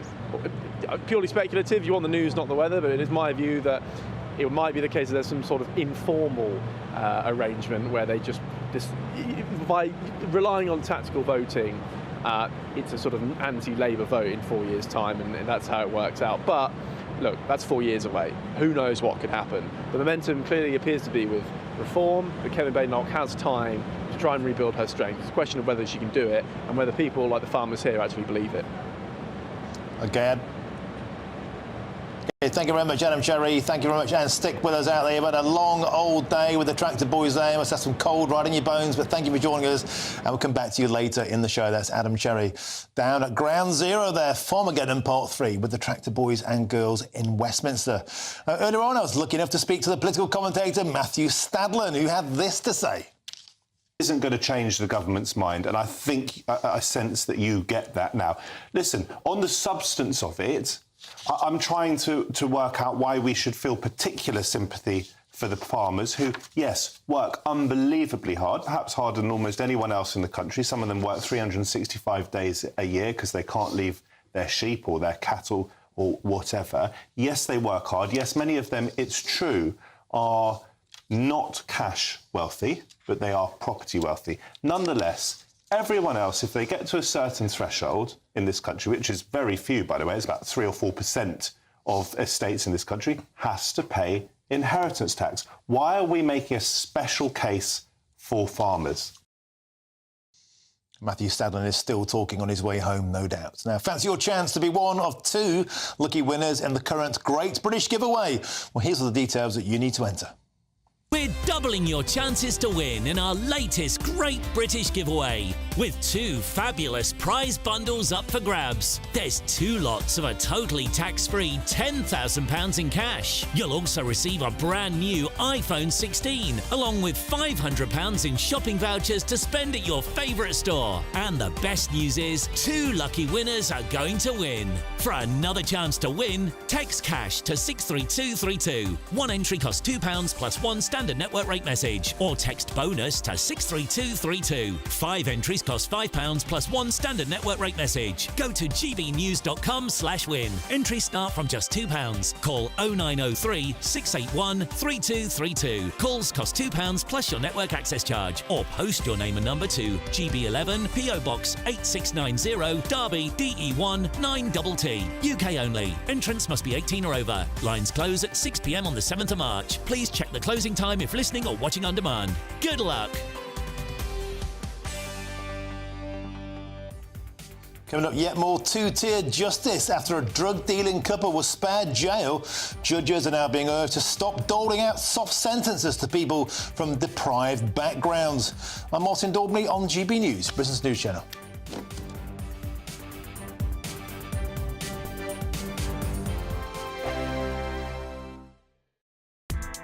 Join me, Nana Akwe, for an informative, interactive news programme with a difference. It's fun. No, he didn't say that, Dave. I'm so surprised. I think there's an element of truth to that. Join me from 3 p.m. every weekend, only on GB News, Britain's news channel. GB News Breakfast, every day from 6 a.m. Now, we're going to introduce you to Liam Wildish. Liam, well, I'd like to think he's a friend of mine because I follow him on Instagram, on TikTok there as well. You're a big fan, aren't you? Big fan, because there's what he does. He's a cleaner. He cleans signs. But the thing is, he's not employed by councils or whatever. He does this voluntarily. And you sort of think to yourself, well, who cleans these signs? Why have these signs been allowed to get into this terrible state of disrepair and filthiness? So basically, long story short, about 6 years ago, I used to be a window cleaner. In the community where I lived, I noticed all of the road signs were filthy, and I was perfectly equipped to clean them. So basically, I cleaned the road signs as a bit of a thank you to the community and sort of make a little bit of awareness of my window cleaning business at the time. Yeah. Sort of cleans up the area, makes the road safer, and that's kind of how that started. And people found it like a really satisfying sort of approach. So that sort of led on to today of a video in cleaning the dirty road signs and making sort of satisfying content with it as well. What is the equipment? What have we got here? So this is a water-fed pole system connected to a backpack, which is what feeds the water through the end of the brush there. It's perfectly equipped to basically remove this green dirty. It's like a mildew build-up that you get on the signs. Yeah. As you can see, this is like extremely effective at removing so. So GB News viewers, if they spot a particularly grisly sign in their area, they can get in touch. They can do, yeah. And Liam Wilder's the sign guy can sort you out. if you find Liam the sign guy online, drop me a message, let me know, and I'll add you to my list of places. GB News, the People's Channel. Headliners on GB News 11 p.m. every night. It's got 3 top comedians going through the next day's newspapers so you don't have to read them, which is great. That's a good point. He's lying. I mean, maybe he's not lying. That's Headliners every night from 11 p.m. and 5 a.m. as well on GB News, Britain's news channel. This is Britain's Newsroom, where your voice matters. It's just astonishing. With expert analysis and honest opinion, we don't just keep you informed. We bring you unique perspectives you won't see anywhere else. Can't argue with any of that. When the news happens, it happens here. On Britain's Newsroom, weekdays from 9:30 a.m. Only on GB News.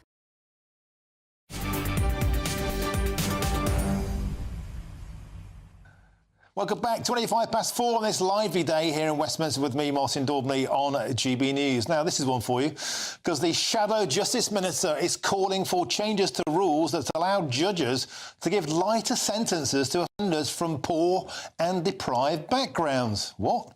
Well, this comes as a drug-dealing couple avoided jail after claiming they were poor. Well, we can now speak with that man, the Shadow Justice Minister, Dr. Kieran Mullen. Kieran, welcome to the show. Astonishing story. It's like 2 drug dealers here were spared jail because it might impact their life and have a devastating impact on their 1-year-old child. Well, how about don't be a drug dealer if you've got a 1-year-old child? But your notion, this is now becoming more commonplace, that people from these kind of backgrounds are getting softer justice, seems to be astonishing. Tell us more. I agree. And to be clear, these are serious offences. It was Class A drugs, the worst drugs that you could be dealing, cocaine, ecstasy, where you know the serious health impacts those kinds of drugs can have. And their defence barrister, almost certainly paid for by the taxpayer, pointed out, well, one of them's unemployed and one of them is on a low wage. And to me, what we have to always remember is that there are very many people who are struggling with their incomes, who may be unemployed, and the vast, vast majority of them don't make the choice to turn to crime as a way of managing that. And I just think we have to be absolutely clear that we can't make excuses for people the whole time when it comes to choices they make, because that's actually insulting to everybody else who make different choices, to make the better choices. And the people like this dodging jail impacts other people in those communities who don't break the law, who do pay their tax. It has a consequence for their lifestyle too. But on a serious point, we hear, do we not, Kieran, about people all the time being spared jail because it might impact their human rights. There's an Albanian geezer today can't deport their child because they don't like foreign chicken nuggets. And we hear about women shouldn't be going to jail because they're pregnant. Well, they'll all be getting pregnant straight away to avoid jail. We're getting to the point. Does it not feel that this softly approach simply is failing the wider public? I don't think we get the balance right on these issues, and we haven't for a long time. Maybe people's hearts were in the right places when we started to put these sorts of measures in, but they clearly are out of kilter with what ordinary people expect from our justice system. Because let's remember, it's there on our behalf. The justice system is there so that when we're the victims of crime, we feel justice is done, and in too many ways we see it isn't getting done, and that's something we have to do something about. There are lots of talk about two-tiered justice. We saw from the Southport riots onwards. In fact, we saw before that with the October the 7th pro-Palestine marches. Lots of feelings now that Southport murders, Valdo, Callacane, my home city of Nottingham. We have a broken justice system. Is it not just in instances like this? Do you think the whole thing needs a radical overhaul? Well, we're under new leadership now as the Conservative Party, and myself as Justice Minister and Robert Jenrick as the Shadow Justice Secretary, who I know is regularly on your show and contributes enormously to this debate. We have to go back to square one, really, about how we're dealing with these issues and what can we do under new leadership as the Conservative Party to put forward clear ideas about how we correct this. And what kind of ideas would you put forward? I mean, for example, in what society can we have a drug-dealing couple with a 1-year-old child poking out cocaine into their constituency and not getting jail? I mean, that's got to change. I think the Sentencing Council, who've issued these guidelines, and they did it last year under quite a lot of criticism, actually, from us as the Conservatives at the time and many other commentators, they pressed ahead with it. Those guidelines, in my view, have to be reviewed. I've written to them to say I don't think we should be explicitly telling judges and magistrates to make excuses and give people softer sentences for all these issues that we've talked about. Is it fair to say, we talk about two-tier policing, there's a big conversation over the summer about two-tier justice. Is it a conspiracy theory, or is there something in the notion that the judicial mindset seems to be more of a liberal bent now and is getting increasingly out of touch with the general public's mindset? I think this perception of two-tier justice, it's very difficult, I think, to say clearly in individual cases that may or may not be happening. But I think certainly I agree with you that as a whole, I think we've lost touch with what ordinary people expect from the justice system when it comes to punishment of offenders. The left-wing mindset about rehabilitation, giving people second chances. Of course, actually, I think most people agree with that to some extent, but what they don't want to see is 6, 7, 8 chances, and they don't want to see people who are convicted of serious offences like Class A drugs being given chances. That sends the wrong message. It isn't fair to that hard-working majority of people who are out there doing the right thing, working hard, sometimes struggling, but not turning to crime. And we just have to draw the line at some of these things. So what needs to be done?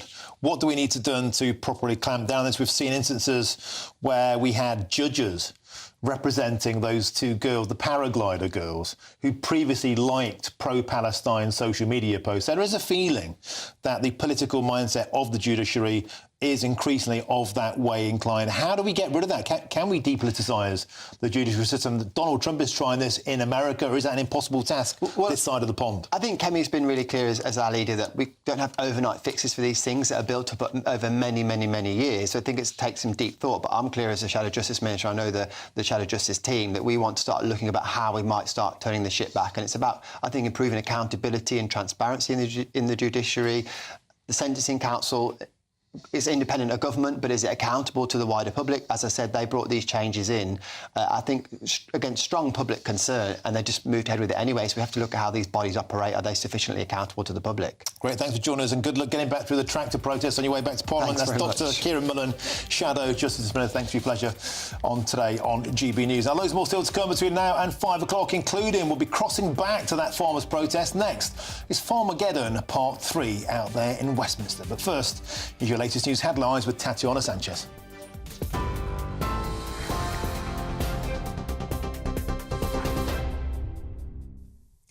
Martin, thank you. The top stories. Farmers from across the country have descended in Westminster today in protest against the government's family farm tax. The rally, organised by Save British Farming, comes as a petition calling to keep current inheritance tax exemptions for working farms has reached almost 150,000 signatures. Labour has previously insisted it will not make a U-turn on its inheritance tax plan, saying that farmers are the backbone of Britain. Thousands of migrants who've been working illegally in the country have been arrested as part of the government's efforts to tighten border security. Around 4,000 arrests have been made in more than 5,000 immigration enforcement visits since Labour took power on the 5th of July. The government says those often working illegally in nail bars, car washes and restaurants are sold false promises about living and working in the UK. Later today, there'll be a second reading in the House of Commons of the government's Border Security, Asylum and Immigration Bill. The legislation would give new powers to police and immigration officers, including the ability to seize migrants' mobile phones to assist with investigations. And finally, the families of 2 girls killed in the Southport stabbings have given an interview today where they paid tribute to their daughters and called again for a public inquiry. In an interview with ITV, the parents of Elsie Stankham and BB King spoke about their memories of the girls who, along with Alice de Silva Aguirre, were murdered by Axel Rudacabana in July last year. The families also spoke of their hope that other children can now be protected. Those are the latest headlines for now. More from me in half an hour. For the very latest GB News direct to your smartphone, sign up to News Alerts by scanning the QR code or go to gbnews.com/alerts.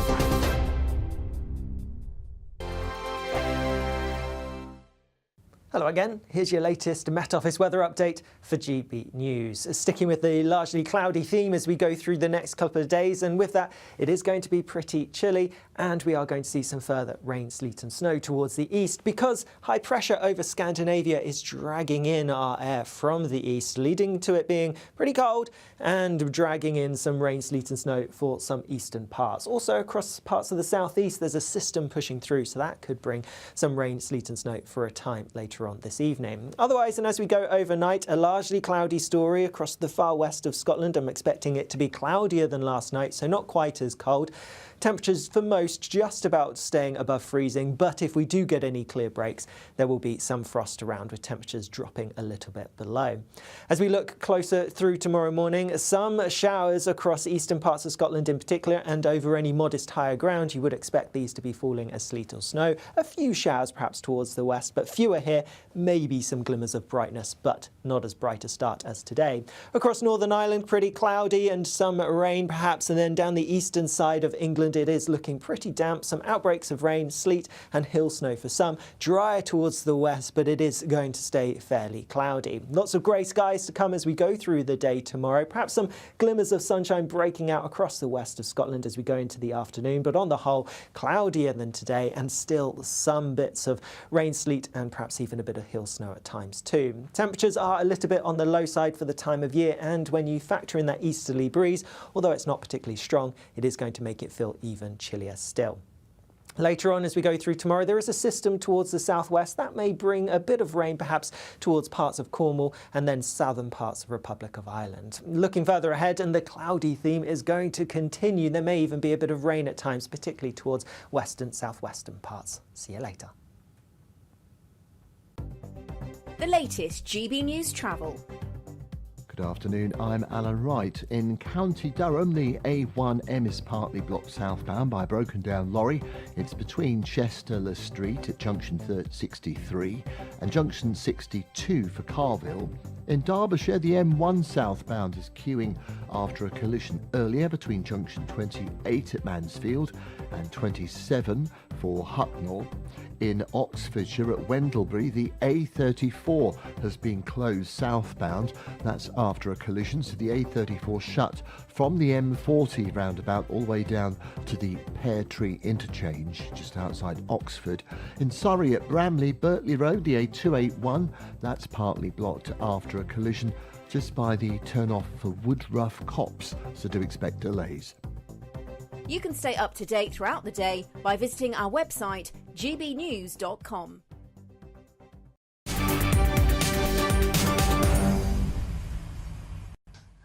Well, good mate, time is 4:36 with me, Martin Daubney, here on GB News. Now, some breaking news to bring you here, and that is this. The Burnley MP, Oliver Ryan, has now been suspended by the Labour Party over his membership of that controversial WhatsApp group containing offensive comments. Let's get the thoughts now of our political editor, Christopher Hope, who joins me in the studio, and also Adam Cherry, who joins me. He's been out there with the Tractor Boys, but we'll bring you in a minute. Chopper, first to you. So this has been the big political story of the day behind the Farmageddon, and they've been compelled to act once more on the Labour MP stepping out of tune. So let's remind viewers and listeners about what's going on here.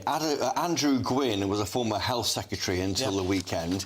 He had posted in a WhatsApp group called Trigger My Timbers. WhatsApp is social media. It's a bunch of friends or colleagues share information. But people do talk quite fruitily on these groups. Martin, no, you don't, of course. But in these groups, Andrew Gwynn had joked about a pensioner, suggesting that he hopes, jokingly, but not in a very bad way, about whether this person would die before the election. Dear resident, F your bins, he wrote. I'm re-elected and without your vote, and something you. Bleep you. Hopefully you'll have croaked by the all-outs, being local elections. So Andrew Gwynn made some remarks over about 5 or 6 years on WhatsApp. These have been released by the Mail Sunday at the weekend.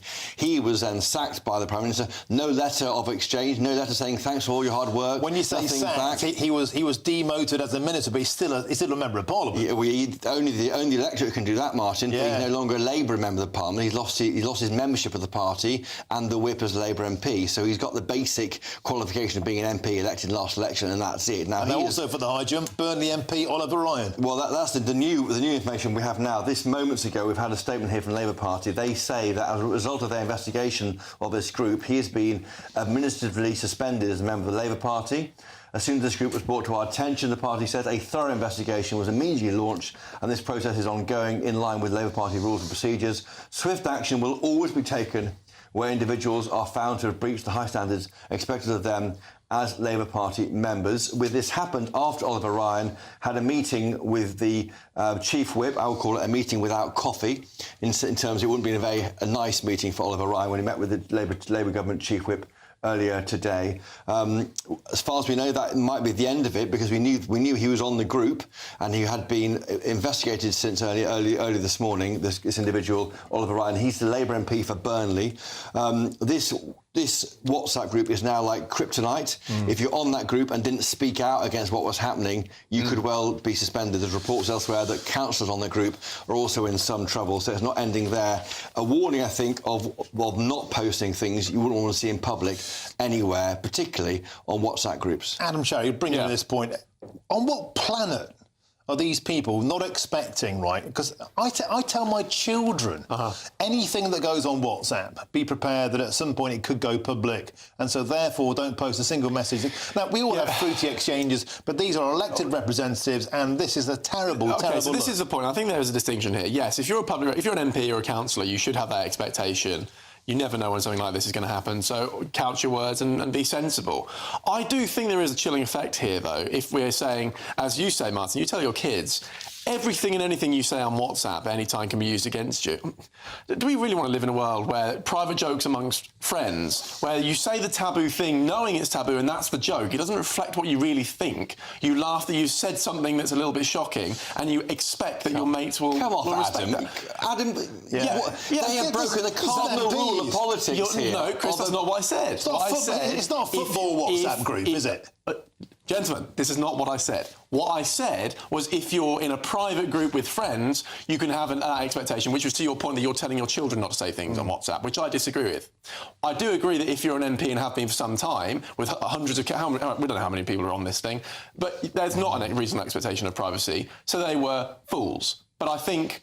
I'm just drawing a slight distinction here because I think it is a bad idea to go around saying absolutely everything you say on WhatsApp at all times should be considered in the public record. I think that's right. But at what point, I give you Matt Hancock, Isabel Oakeshott, you know, at what point do MPs not look at that and think, perhaps anything I say on WhatsApp could end up biting me on the backside? It's a no-brainer. These people, by consequence, therefore, seem to have no brain. We don't disagree on that. He's an MP. He was. Number 10 is saying they're not saying to ministers, get off WhatsApp, but you can imagine some ministers, MPs will be looking through previous historic... These are historic. It started in 2017. I think Ryan was on it from 2019 to 2022. I should say what he's been saying today, by the way, about this on his behalf. He says some of the comments were completely unacceptable. This is now suspended as a member of the party, Ryan. He says he fully condemns them. He regrets not speaking out at the time. He didn't see every message, he says, but he accepts the responsibility for not challenging them. He also made some comments himself, and he wouldn't make them today. And, of course, he's quite a young guy. He's in his late 20s, but he's reaping the whirlwind here of getting involved.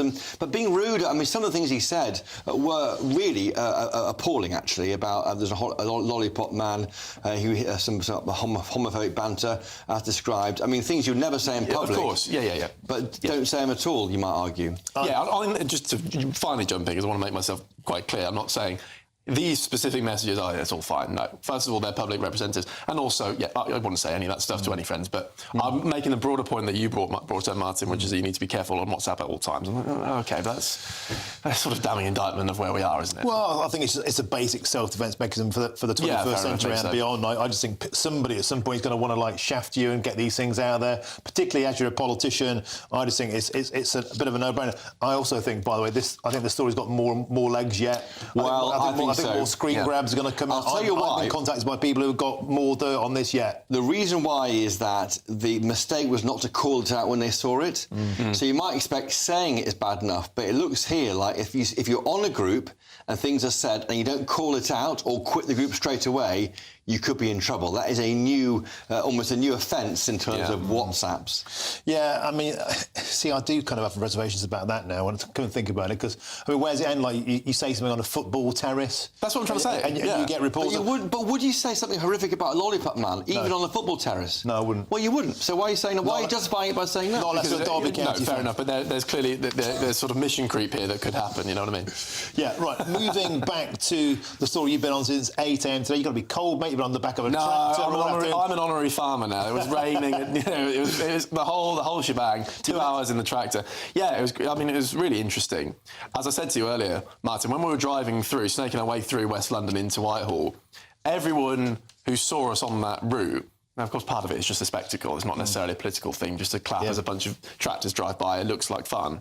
But I do think the public mood on this is quite clear, and I think they have them on side. Yeah.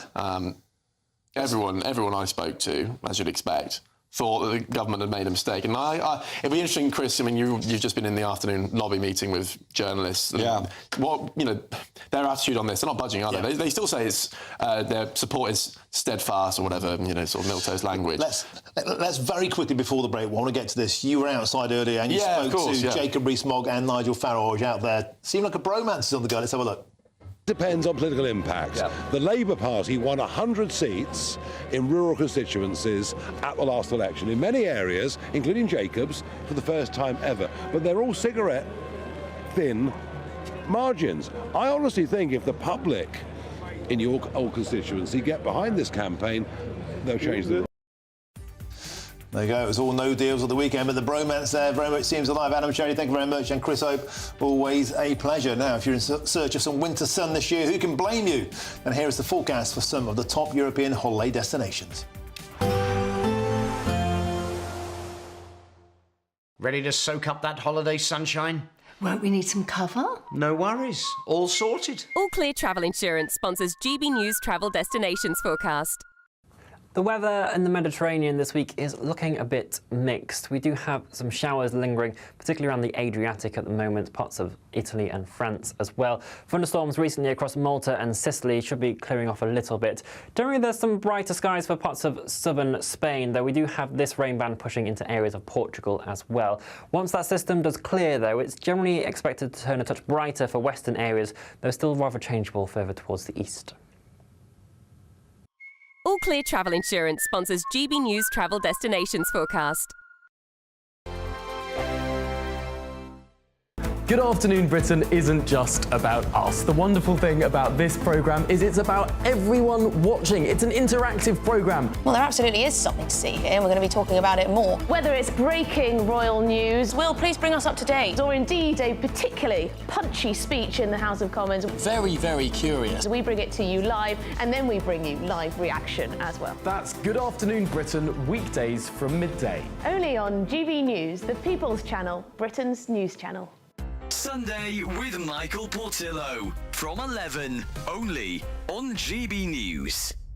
Well, specialist from Woolly and Wallace Auction House, Alexandra Aguilar, joins me now. Alexandra, how lovely to see you. And I wonder whether you were going to bring the jewellery in. You're actually wearing the jewellery. So shall we begin with the bracelet? Right, so it's a diamond line bracelet, as you can see. It's really a beautiful thing. It's made of 27 diamonds with a yellow tint, and they are mounted on yellow gold, and it's really a beautiful, beautiful piece.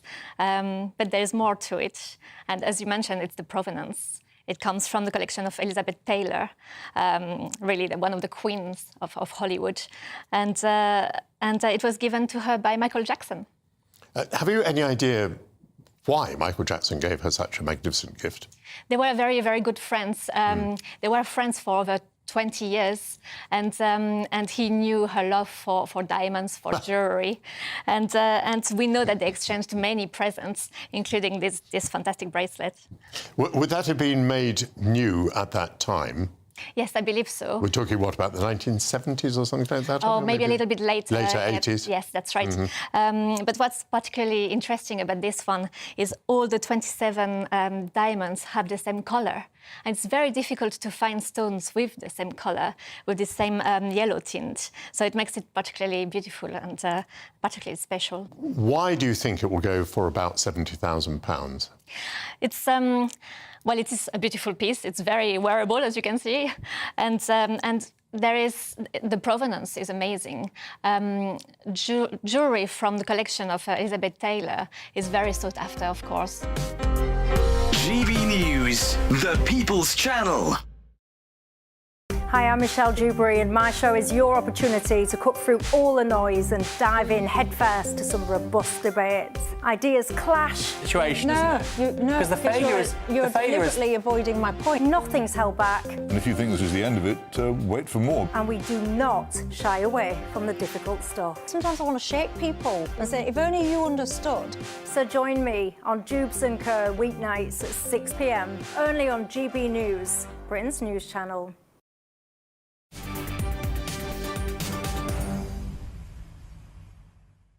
Welcome back. Time is 4:49 with me, Martin Daubney, here on GB News. Now, let's return now to the breaking news story a short while ago that the Burnley MP for the Labour Party, Oliver Ryan, has been suspended now by the Labour Party over his membership of a controversial WhatsApp group containing offensive comments. And I'm joined now by the co-founder of Novara Media, Aaron Bastani, for some immediate reaction. Aaron Bastani, what's your take? I mean, the comments were simply repugnant. Perhaps he just had to go. They were repugnant, and I was just watching a conversation you and your guest and your colleague, Shippers, just had a moment ago, and I think it is quite easy to underplay actually how nasty these messages were. They were denigrating effectively the people who they're paid to represent. This WhatsApp group, and there's still other names to come out, included not just these two members of Parliament, but also numerous councillors, I believe 9 local councillors. And one of the councillors, from screenshots that I've seen, has referred to local residents as, being so dirty they swim through sewage, young kids. And so you do wonder, if somebody's that misanthropic and dislikes the people that they represent so much, why are they in public service? Emphasis on public, by the way. You're meant to like the people that you're supposedly standing up for. That's meant to be the Labour motto, right?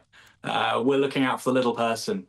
In terms of this gentleman, the Burnley MP, Oliver Ryan, as much as I know about him, he is effectively just a sort of party apparatchik, not much to him. A similar story with Andrew Gwynn, by the way. I saw people over the weekend say Andrew Gwynn, Corbynista. Not remotely true, not remotely on the left of the party, but equally, I would say, not on the right of the party. Just a career politician. He's been a councillor since he was 21 years old. He served under Corbyn. He was a minister under Keir Starmer until, of course, a few days ago. He supported Owen Smith in the 2016 leadership race. So, again, just a non-entity. And you do wonder, why do we have so many people like this in politics? So many people really with no clear political or moral compass, who in certain circumstances, like I say with these councillors, are very happy to overtly mock the people they're meant to represent. How do they end up in politics, Martin?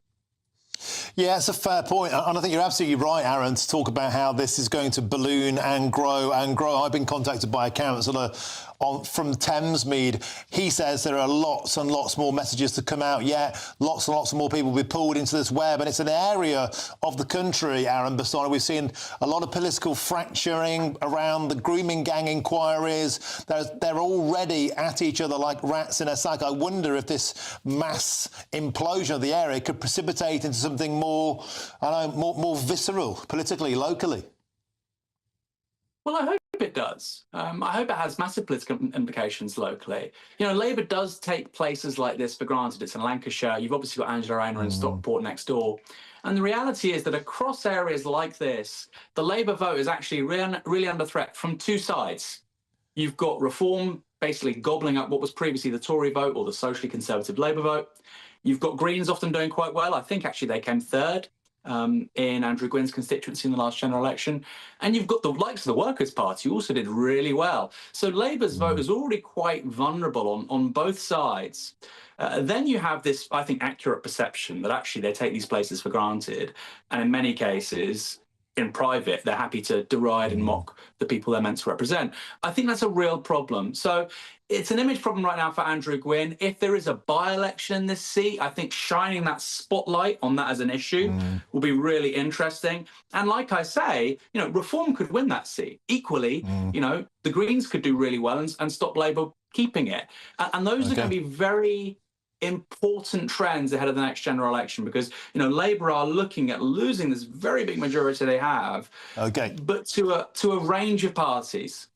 Thank you, Aaron. I'm afraid we have to leave it there. Thanks for your expertise. As ever, Aaron Bastani, thank you. Now, the Labour Party have issued the following statement. As part of our WhatsApp group investigation, Oliver Ryan has been administratively suspended as a member of the Labour Party. Swift action will always be taken where individuals are found to have breached the high standards expected of them as Labour Party members. Got a very, very quick 10 seconds, Chopper. Do you think this is symptomatic, as Aaron Bastani said there, of a nastiness within the Labour Party? There are claims there could be left-wingers locally who may have fallen out with individuals. We're seeing it erupt. It just shows to me that in politics, keep your friends close. Thank you very much, and thank you to you, Adam Cherry.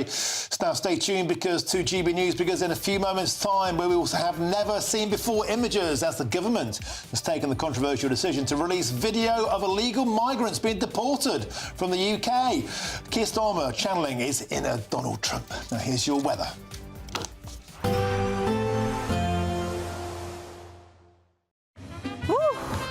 A chilly start will give way to a lovely, warm afternoon. Boxed heat pumps, sponsors of weather on GB News.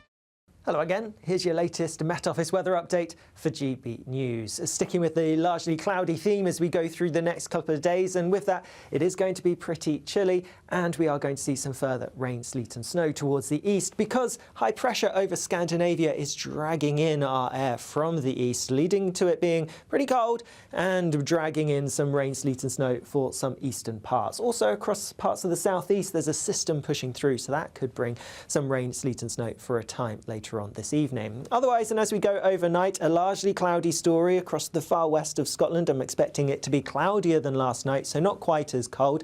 Temperatures for most just about staying above freezing, but if we do get any clear breaks, there will be some frost around, with temperatures dropping a little bit below.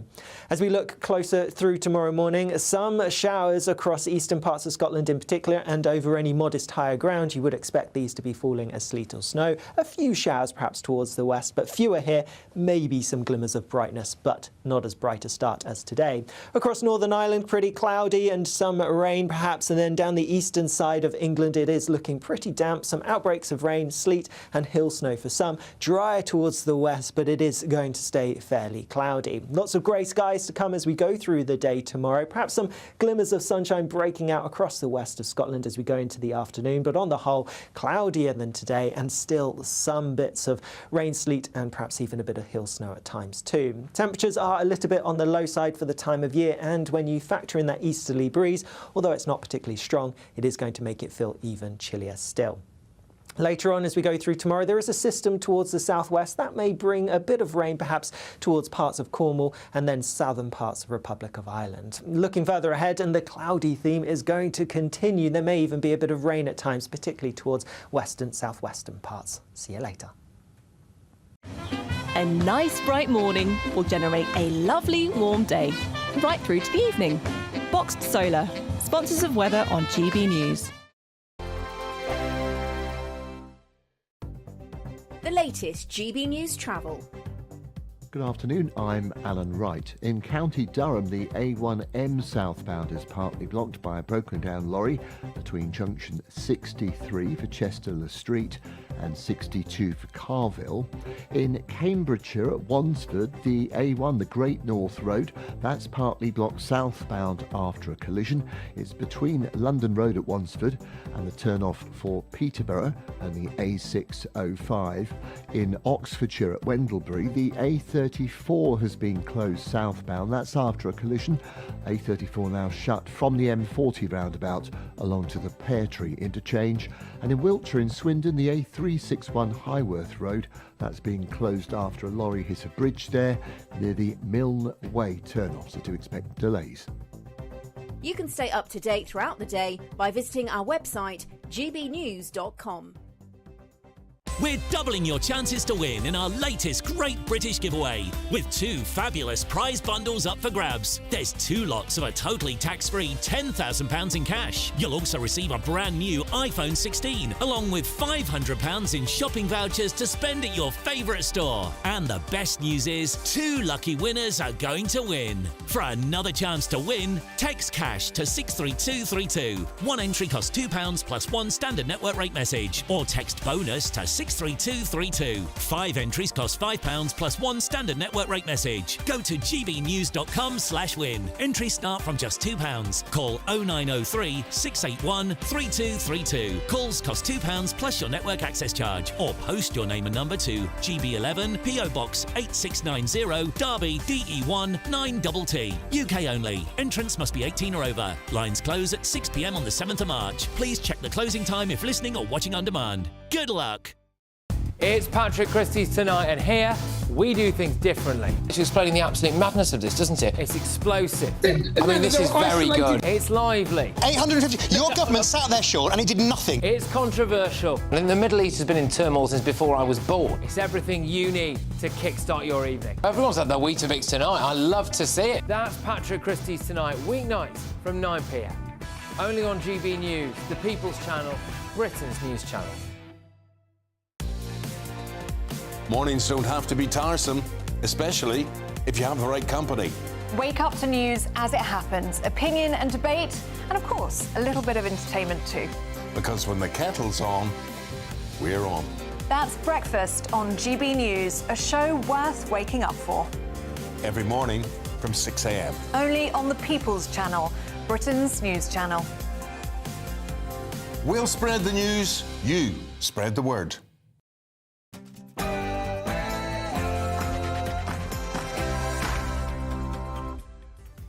Very, very good afternoon to you and a happy Monday. It's 5 p.m. Welcome to the Martin Daubney Show here on GB News. We're broadcasting for you live from the heart of Westminster and all across the UK. I've got some breaking news for you today. We have images of illegal migrants and foreign offenders being deported from the UK. They've just been released for the very first time as the government confirms that 19,000 foreign nationals have been removed from the country since the Labour Party came to power in July.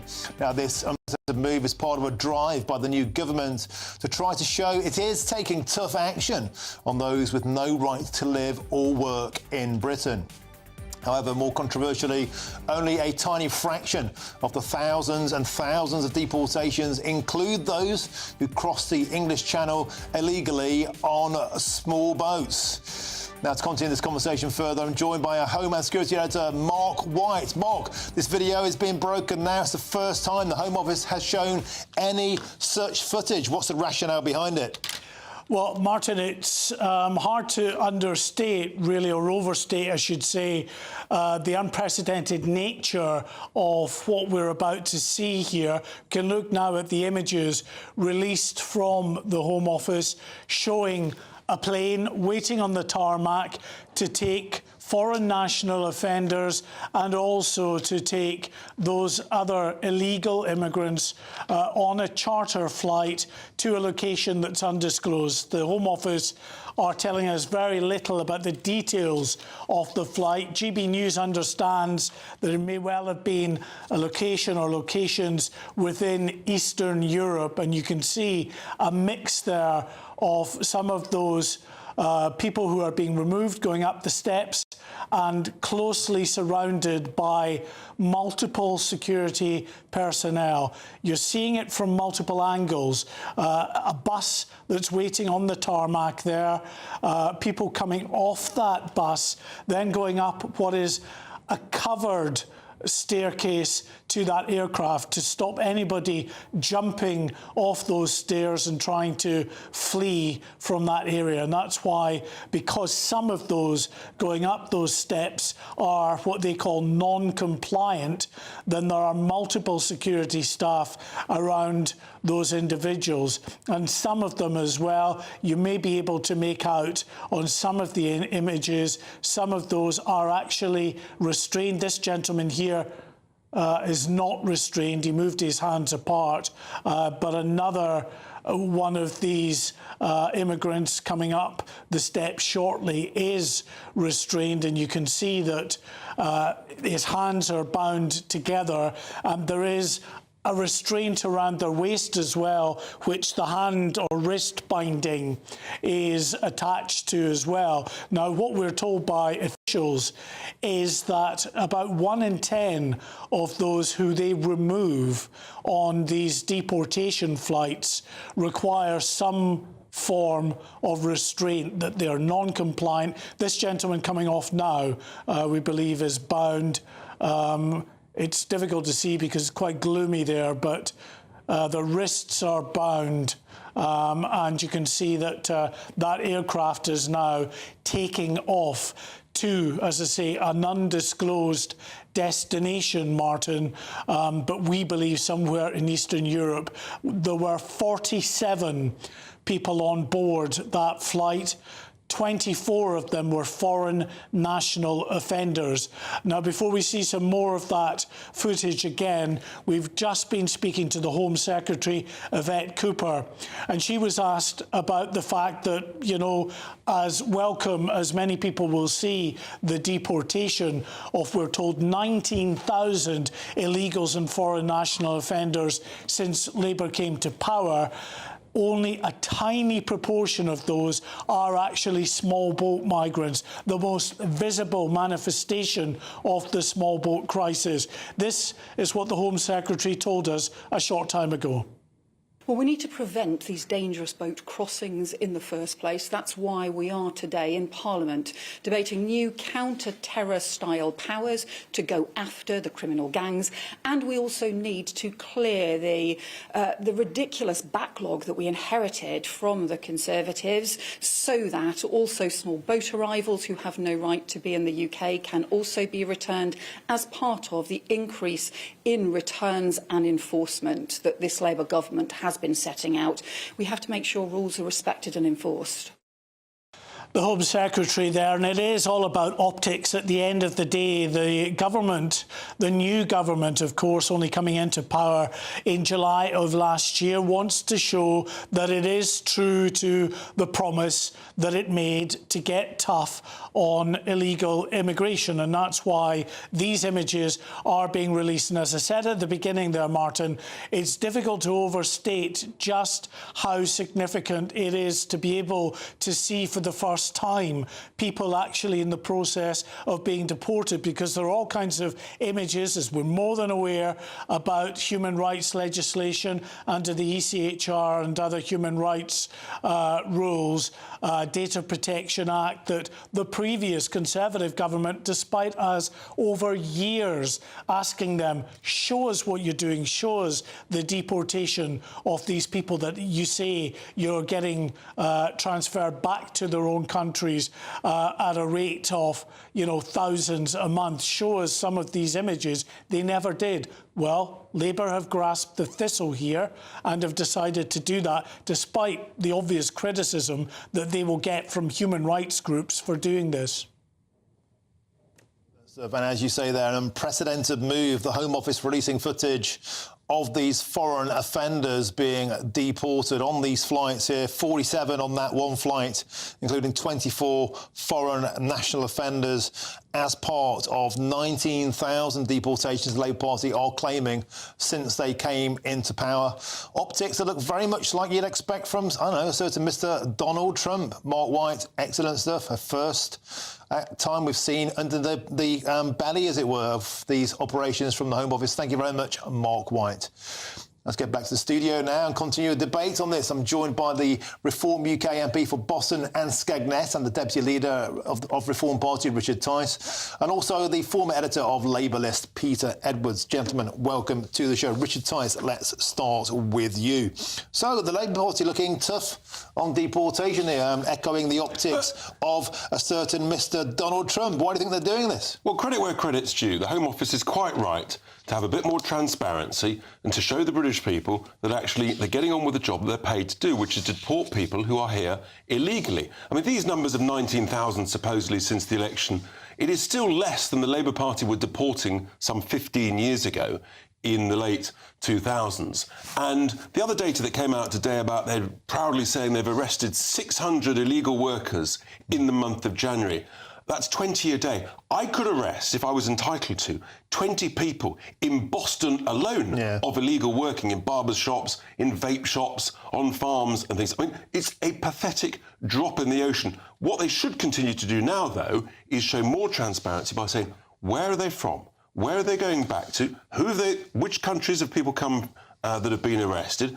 Continue that transparency that they've just got a little touch of. Why do you think they're doing this for the first time now? I mean, they're terrified of reform, it's obvious.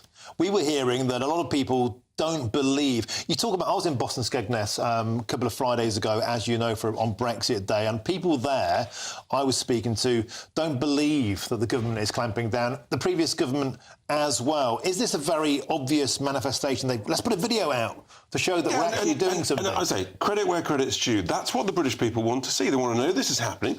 Quite like to know, please, where are they being sent to? Who's committing the crimes? Who are they arresting? Where are they from? So we get some transparency on this, and that's now, I think, where the Home Office needs to go and accelerate the programme, because, you know, frankly, arresting 600 illegal workers in 1 month is a drop in the ocean. It's absolutely irrelevant. I could order 50 fast food deliveries in 1 day and get at least 20 illegal workers delivering that food to me. Let's bring in now Peter Edwards. How does it make you feel as a member of the Labour Party, or certainly someone from the left of the political spectrum? This is the kind of thing that Donald Trump would be proud of, you know, marching people in manacles up onto flights. How does it make you feel as a member of the Labour Party? Well, it's not about marching people in manacles, as you put it. I think anyone, left, right or centre, wants to see repercussions for break the rules. Otherwise, you know, we'd have 0 prisons in Britain. We have prisons because, sadly, they're necessary and people break the rules. And we have deportations, sadly, because people break the rules.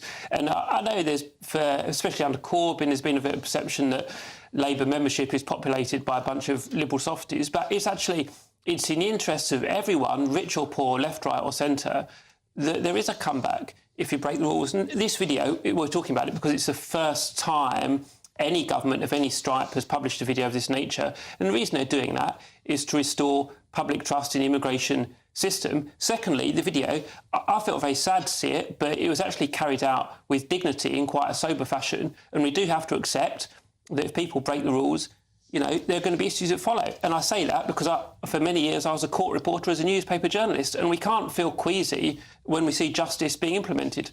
But there are 9,000 foreign nationals in British jails. They might be a good starting point. But look, Richard Tice, on a positive note, wasn't that long ago that Sir Keir Starmer, Dawn Butler, Diane Abbott, Nadia Whittome, a lot of other Labour MPs and luminaires were signing letters to stop people being deported to places like Jamaica. Which was shocking and shameful, and I think it does show that the pressure that reform has imposed on the whole political debate in this area, and this is a direct result of that, a direct result of us going up in the polls, leading in the polls or equal first with Labour. They know they've got essentially a political battle on their hands, and that's a good thing. That's what competition is all about. We're making them stand up and actually do what the British people want, which is deport people who are not here legally. Peter Edwards, you're shaking your head there. Well, Reform has 5 MPs, not 50, not 150, just 5. It's doing a bit better in the polls at the moment. But the idea that any of this has been triggered by Reform is a nonsense. You know, public concern over the immigration system goes back 20 or 30 years. And again, there's nothing wrong with admitting that. It's good to be honest. But, you know, I must say it's in Reform's interest to foster a sense of grievance, whether that's about the economy or the migration system or about the political establishment, because otherwise they wouldn't get a hearing. Richard? Well, we're getting quite a good hearing. I mean, you may have missed the polls in the last couple of weeks, but we're in 25, 28, 29% in the polls, neck and neck with Labour. That's a great thing because it makes people perform. And actually, I think what people are saying is Reform talk common sense solutions to the issues that matter to us most, whether it be with regard to immigration or actually the state of the economy. And Peter Roberts, you can't deny that in at least 98 seats where Reform are second to Labour Party at the last election, and you look at the seat-by-seat analysis of the polls that came out the tail end of last week, there's a red wall problem for the Labour Party in the shape of Mr Nigel Farage and the Reform Party. This sort of thing does look like a direct response because immigration is a huge topic, the number one issue in a lot of those seats. You can't say this hasn't been precipitated by the fact that historically the Labour Party have been seen as soft on this kind of immigration. Labour Party have struggled at times in terms of public perception on immigration, and the stat you quote about the number of Labour MPs who beat into second place Reform candidate is correct. But we've got to bear in mind, first of all, Reform have little or no economic policy. They've not set out in any... You clearly haven't read our contract from last July. Our economic policy... I didn't interrupt you. OK. Richard, I didn't interrupt you. You can't get away with nonsense. We have a clear economic... No, please stop talking. You can't get away with nonsense like that and not expect me to reply. It's as simple as that. OK, over to your point, and then you can... Reform stands up for British values, then that should include courtesy and listening. Paul Johnson, head of the IFS, ridiculed Reform's economic policy. Anyway, let's go to the wider point. It's in Reform's interest to foster a sense of grievance. Immigration has been a source of public concern for 3 decades. Reform have 5 MPs because they touch a nerve on immigration, but the public doesn't really believe they've got real policies and anything to do with foreign affairs, 26, 27, 28%. We're leading in the polls. Clearly the public recognise we've got policies. They've read our contracts, unlike you. We've got economic policies. Your very own Chief Secretary of the Treasury, Darren Jones, has just written to all departments to copy the Reform policy of saving £5 in 100. You don't know what you're talking about. He hasn't. So Richard interrupts and makes personal comments. Every Chief Secretary, and I work for a shadow chief, every Chief Secretary writes to Cabinet Ministers asking them to find savings. That has happened, again, every year since 2008. You know, much as the sun will rise tomorrow, we won't attribute that to Nigel Farage and Reform. The sun will rise tomorrow because it always has done. Let's get back to the immigration topic, gentlemen. And the fact of the matter is, this is being precipitated by the fact the Labour Party are being seen on weak as in a topic which is one of the number one topics, if not the number one topic, certainly in those swing seats. And the Labour Party, just back to my original point before we start falling out about other things, the Labour Party are seen as soft. Will this be enough? We heard earlier on there are at least 1.5 million people working illegally in this country. This is a great start. Hats off. And this is what a lot of people want to see. But 47 on one flight, Richard Tice, we've got 1.5 million out there. Well, I repeat, credit where credit's due. This number is still less than where the Labour Party were 15 years ago, when they were deporting, I think, about 40,000 a year. And, you know, that was the right thing to do. We need to do a lot more because the numbers have, you know, they've grown so enormously. So, you know, let's continue that. Let's celebrate these small successes. Let's continue with these videos and let's have some transparency. Where are they from? Where are they going back to? Who are they arresting? From where? So that actually the British people can build on that confidence and maybe then Labour can start delivering us something.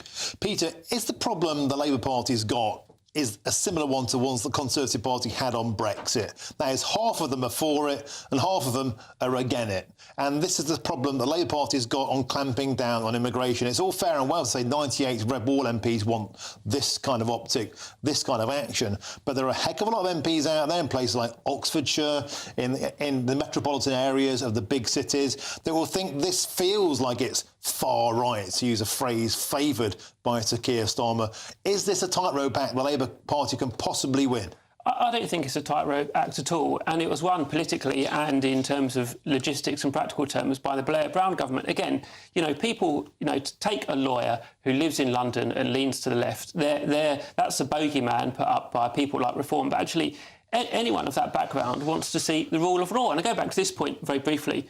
In my first career, I was a newspaper reporter. I was in courts every week seeing justice delivered. Now, to me, as someone comes from the left, You want to see justice for victims of crime. But that doesn't tally with people like Sir Keir Starmer and Diane Abbott and Jeremy Corbyn signing a letter to ground a flight full of rapists due for Jamaica. But you've got to be clear about the reasons why. So Keir Starmer was a barrister, spent his whole life prosecuting people. Secondly, Jeremy Corbyn is not a Labour MP. He is re-elected standing for another party. No, he was at the time when that letter was written. Thirdly... This is another huge U-turn, is what the electorate may say. Well, they haven't so far. Thirdly, when MPs have, of several parties, have written about individual migration cases, that's generally been due to a risk of violence, if, for example, a gay person facing attacks when they go back to certain countries like Uganda, or because the appeals process has been flawed.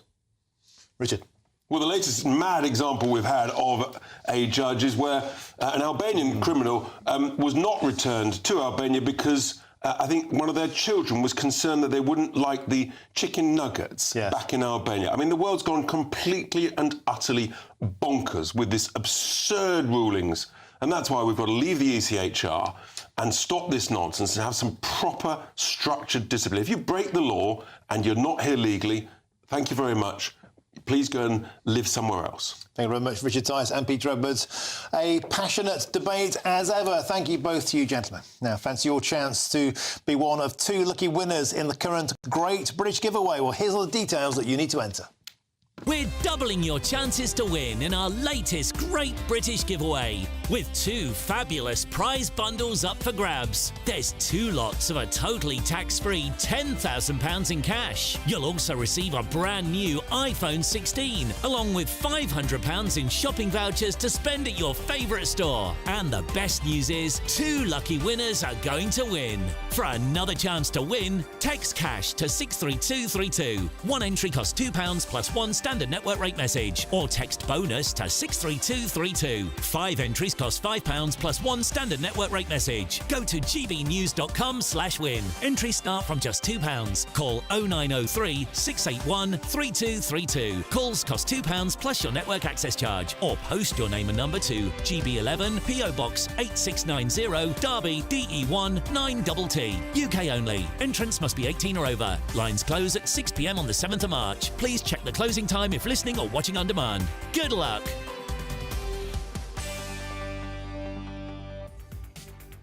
Now, coming up next, I'll be joined in the studio by a proud farmer and his son. And they're fresh from protesting outside Parliament. Farmageddon Part 3. They'll be live in the studio next with me, Martin Daubney, on GB News, Britain's News Channel.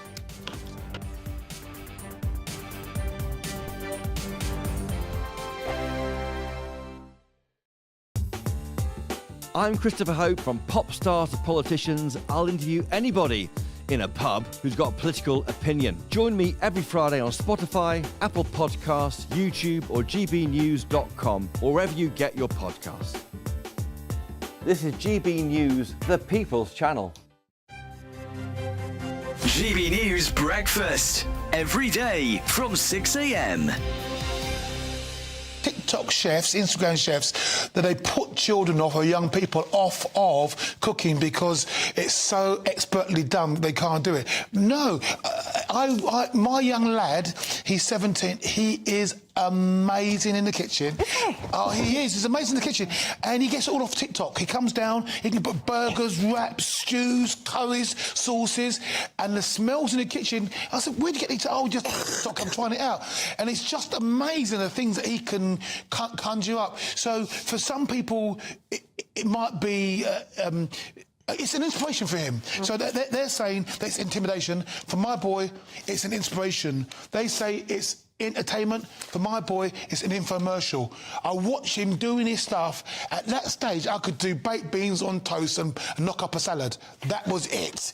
But my boy can do all sorts of stuff. It makes it accessible as well, doesn't it? Because lots of people say, like, you need an education to be in the kitchen, or you need to go find yourself loads of cookbooks. But you don't. No. You go on your phone now. Well, I mean, like, all the spices, sesame oil. I mean, I'm amazed at the stuff that he does. So it's encouraging. All you just need is a kitchen well-stocked and have a go. And understand that failure is actually the route to learning. I mean, he's made mistakes, he's stuck stuff in the bin, but that young man, I am amazed at some of the stuff he does. I don't mind cooking at all. It's cleaning up that I have the problem with.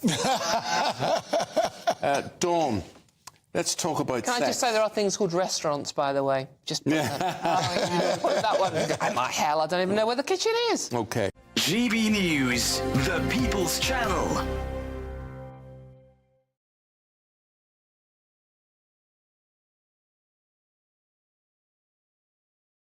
We're proud to be GB News, the People's Channel, and as you know, we always love to hear your views. Now, there's a new way of getting in touch with us at gbnews.com/yoursay. By commenting, you can be part of a live conversation and join our GB News community. You can even talk to me, Bev Turner, or any of the members of the GB News family. Join me, Nana Akwe, for an informative, interactive news programme with a difference. It's fun. No, you didn't say that, Dave. I'm so surprised. I think there's an element of truth to that. Join me from 3 p.m. every weekend, only on GB News, Britain's news channel.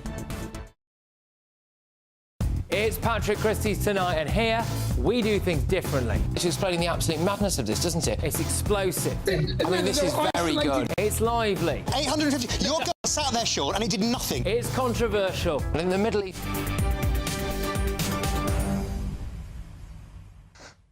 Welcome back. It's 5:23 with me, Martin Daubney, here on GB News. Now, it's Farmageddon Part 3 today, as thousands of farmers have staged yet another tractor protest outside Parliament as they continue their fight and their campaign against changes to inheritance tax rules.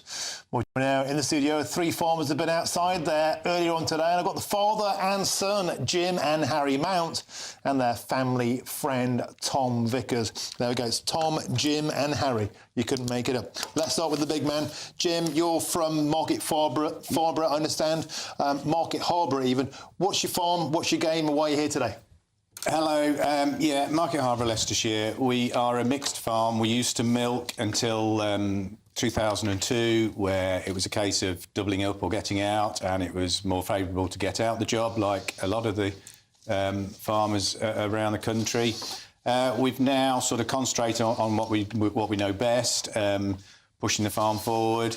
But the thing that's sort of we're a little bit unique. The thing that keeps the farm propped up are the diversification projects that we now do. Brewery on the farm, Christmas barn, growing Christmas trees, and then alongside the arable and the rest of the farm too.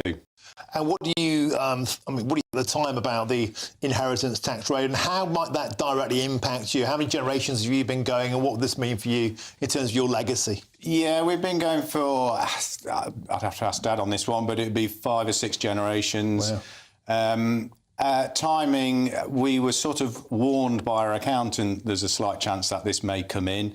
But then we were advised that we needn't do anything about it, particularly because I'm sure they won't take that route, even if there was a change of government, because for the little revenue it would raise, it wouldn't be worth it. So that's what we were led to believe. Even though I do have mother and father still farming, still with us, fit and able, ages of 88 and 84, and they have just gone and passed the farm down to myself and my brother Charlie.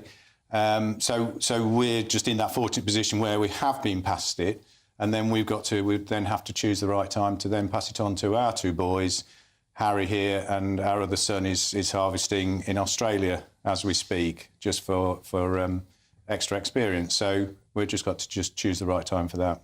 Let's bring you in now, Harry. You're the farmer's lad. You work on the farm. You're 21. Yeah. So what do your duties involve? And more to the point, how does it make you feel about the fact that, multi-generations of farming here could come to a close if the tax raids take effect? Well, yeah, so duties really are just general farm work, are just obviously helping out on the family farm. And then it's demoralising, really, because you're just led to... you just keep being led into this trap where there's younger people wanting to get into farming, but then they're bringing all this legislation in against farmers. So you're sort of running in circles, really. So it's quite difficult to get into, especially from a non-farming background. If you've got other people, like there are a lot at these agricultural colleges, a lot of people aren't in a farming background trying to get into the industry that are really keen to actually, do farming, but again, it's just where's the industry going, especially with these changes in government and changes in policies and these legislations, it's just, quite a difficult time for farming, really. Let's bring you in on the end there, Tom. So you're 17, right? Yeah. And you work a few days a week in Margaret Harbour on the farm. Yeah. It's great to see, I've got to say today, so many young people out there, but boys and girls, next generation. So you're precisely the kind of people looking forward to a long career in the industry. What do you think it says to young people like yourself, though, Tom, about what the government's direction of travel is? What many people feel is like a war being waged on farmers. I think, what's the point? You know, my father, farmer, Jim here, works, wake up really early in the morning, feed the cattle or whatever, invest money into the farm, and for Labour to go and put this tax in, you think, what's the point? There'll be nothing left to hand to myself or Harry. So it's just, very demoralising, as Harry said, and what's the point? Jim, it can't be easy listening, hearing your boy and one of your lads on the farm just saying, what's the point? Because the point is, we were told by the Labour government before the election that farms are different. At the NFU conference, Sir Keir Starmer said farms aren't the same as a normal business. They have a special place. They won't face this tax. One of the things we were hearing a lot today was the sense of the U-turn, the betrayal, the difference of position before and after the election. Is that something you think? Absolutely. And not just... OK, you can see how many farmers have come down to London today, and that is only a small proportion of the farmers around the country. But we've not just come down for the farmers, we've come down for specifically the rural industries and small businesses and industries, because they're all being hit. And it just seems as though this government, I mean, we thought the last one was bad enough, but this government hasn't a clue on businesses, and especially small businesses. And that is the backbone of the country, and especially the countryside. And I mean, me being a farmer father, I feel so lucky to have both my boys following in my footsteps. And we've got to capture that and look after that. And the same with John, Tom's father. Because there are a lot of farmers' sons and daughters that are not bothering to come into the farms because it is just for the very little return they get for the time involved. It is just not worth it. Jim, can I ask you, it's the third time now there's been a protest like this. It's the third time we've had farmers like yourselves in the studio.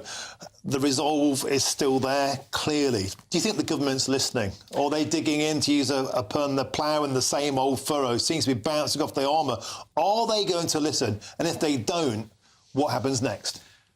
I don't know where Keir Starmer and Rachel Reeves are today, but as we were coming into the studio just a short while ago, if they couldn't hear those tractors, they need to go and get the hearing tested.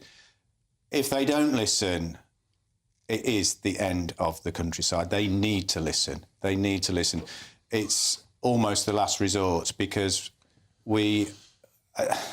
it's very difficult for me to say you need to go and get the feeling of all those farmers out there and all the rest across the country. It is almost the final straw, because we have had enough for what we've got involved in the farm. It is just not worth it. And our other son, I say, William, he's over in Australia harvesting, and to see how they go about the job and to speak to them over there, they just can't understand the lack of support we're getting from our government. Harry, let's give the final word to you. No pressure. But we know that politicians watch this programme. They tune in. If the government were listening now, if Sir Keir Starmer were listening now, what would be your message to the Prime Minister? Well, just simply help us out. Just give us support, because at the end of the day, farmers aren't the only backbone of the country, but they are one of the biggest. You need a farmer 3 times a day, and it's just, if you desert us, then the country goes downhill. And it's just not easy for us trying now, like I say, to produce food. And thankfully the public are waking up. They are starting to see the difficulties of the job and, how we have to go about it. But I just don't understand how Keir Starmer can't understand the way you know, the pressure we're under, both financially and, you know, time pressure, all these sorts of things, you know, the mental strain on farmers as it is now, we don't need any additional force on us. We just need help.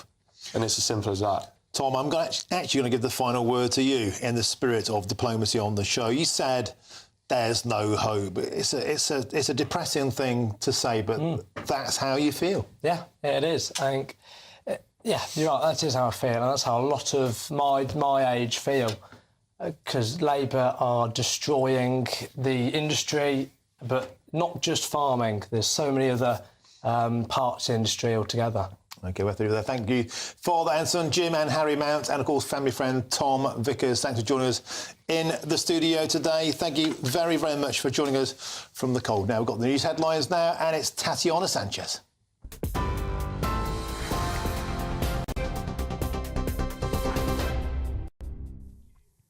Martin, thank you very much and good afternoon. The top stories. Well, images of illegal migrants and foreign offenders being deported from the UK have just been released for the first time as the government confirms 19,000 foreign nationals have been removed from the country since Labour came into power. The unprecedented move is part of a drive by the new government to try to show it's taking tough action on those with no right to live or work in Britain. However, more controversially, only a tiny fraction of the thousands of deportations include those who cross the English Channel illegally on small boats. Home Secretary Yvette Cooper says rules need to be respected. Well, we need to prevent these dangerous boat crossings in the first place. That's why we are today in Parliament debating new counter-terror style powers to go after the criminal gangs. And we also need to clear the ridiculous backlog that we inherited from the Conservatives, so that also small boat arrivals who have no right to be in the UK can also be returned as part of the increase in returns and enforcement that this Labour government has been setting out. We have to make sure rules are respected and enforced. Farmers from across the country have descended in Westminster this afternoon in protest against the government's family farm tax. The rally, organised by Save British Farming, comes as a petition calling to keep current inheritance tax exemptions for working farms has reached almost 150,000 signatures. Labour has previously insisted it will not make a U-turn on its inheritance tax plans, saying that farmers are the backbone of Britain. And a second Labour MP has been suspended from the party for comments made in a WhatsApp group that saw a minister lose his job. Burnley MP Oliver Ryan's been suspended by Labour over his membership of the WhatsApp group containing offensive comments, the party said. Mr Ryan has apologised for unacceptable and deeply disappointing comments. Ashley Dalton, Labour MP for West Lancashire, has been appointed as a minister in the Department of Health and Social Care after Andrew Gwynn was sacked over the weekend. Those are the latest headlines for now. More news from me in half an hour. For the very latest GB News direct to your smartphone, sign up to News Alerts by scanning the QR code or go to gbnews.com/alerts.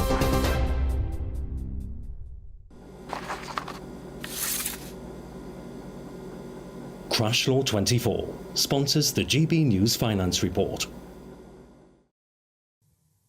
And here's a quick snapshot of today's markets. The pound will buy you $1.2385 and 1.2011 euros. The price of gold is £2,342.76 per ounce. And the FTSE 100 has closed at 8,767 points. Crash Law 24 sponsors the GB News Finance Report. Hello again, here's your latest Met Office weather update for GB News. Sticking with the largely cloudy theme as we go through the next couple of days, and with that it is going to be pretty chilly and we are going to see some further rain, sleet and snow towards the east because high pressure over Scandinavia is dragging in our air from the east, leading to it being pretty cold and dragging in some rain, sleet and snow for some eastern parts. Also across parts of the southeast there's a system pushing through, so that could bring some rain, sleet and snow for a time later on this evening. Otherwise, and as we go overnight, a largely cloudy story across the far west of Scotland. I'm expecting it to be cloudier than last night, so not quite as cold. Temperatures for most just about staying above freezing, but if we do get any clear breaks, there will be some frost around, with temperatures dropping a little bit below. As we look closer through tomorrow morning, some showers across eastern parts of Scotland in particular, and over any modest higher ground. You would expect these to be falling as sleet or snow. A few showers perhaps towards the west, but fewer here. Maybe some glimmers of brightness, but not as bright a start as today.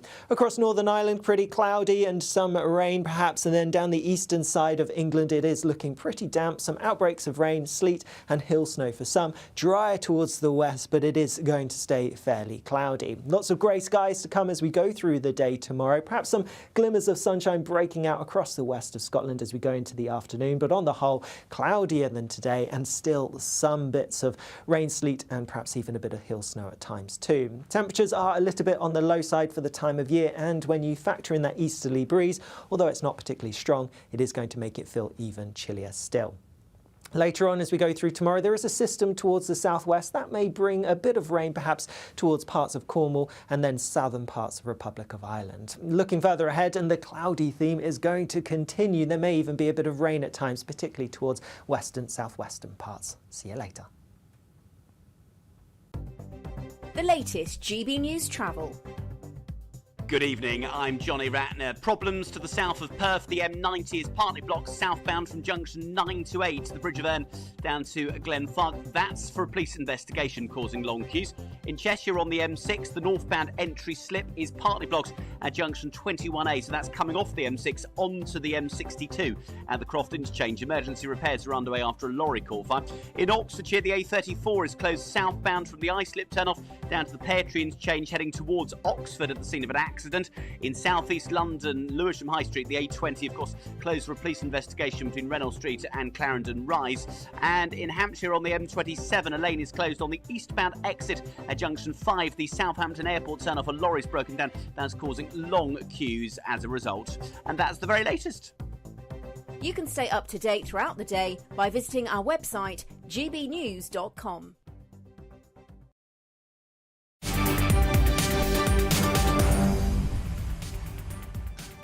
Welcome back. Your time is 5:38 with me, Martin Daubney, here on GB News. Now, shocking new data seen exclusively by GB News has revealed that a pitiful 3% of small boat illegal immigrants have been deported since the phenomenon began of small boats in 2018. Now, of almost 140,000 who landed on our shores, a mere 4,000 have been sent back. Well, joining me now in the studio to discuss this is the Campaign for an Independent Britain Communications Director, Ben Phillips. Ben, welcome to the show. Thank you, Martin. It's an astonishingly tiny number have been deported. Talk us through your data, and I think you've got a few charts to go through. Can we get let's get the first one up now. This is your top line figure. Talk us through it. Yes, by all means. Thank you. If I can just put it into a little bit of context, if I may, Martin. I mean, acquiring this data and presenting it in itself has been like pulling blood from a stone, quite honestly. Yep. It's just given an insight into just quite how dysfunctional the Home Office is. We have other reports that we're also operating and working on in relation to foreign nationals overseas, foreign national offenders. Pulling this data together, as they have said, is extremely unwieldy. Staff not having a clear sense of their purpose and direction, and the head of Borders and Immigration said that it's no way to run a government department. So that's what we're up against. Yeah, and that might explain why the figures have been so woeful in terms of the returns. So that's our top line chart there. And that pie chart, you can see that tiny sliver is of those who've been successfully deported. Meanwhile, the vast majority haven't. The vast majority haven't. It is, as you say, a pitiful rate of return. And of those 4,420, they are both voluntary and enforced. Right. So it's not as if we're, wielding a terribly strict stick,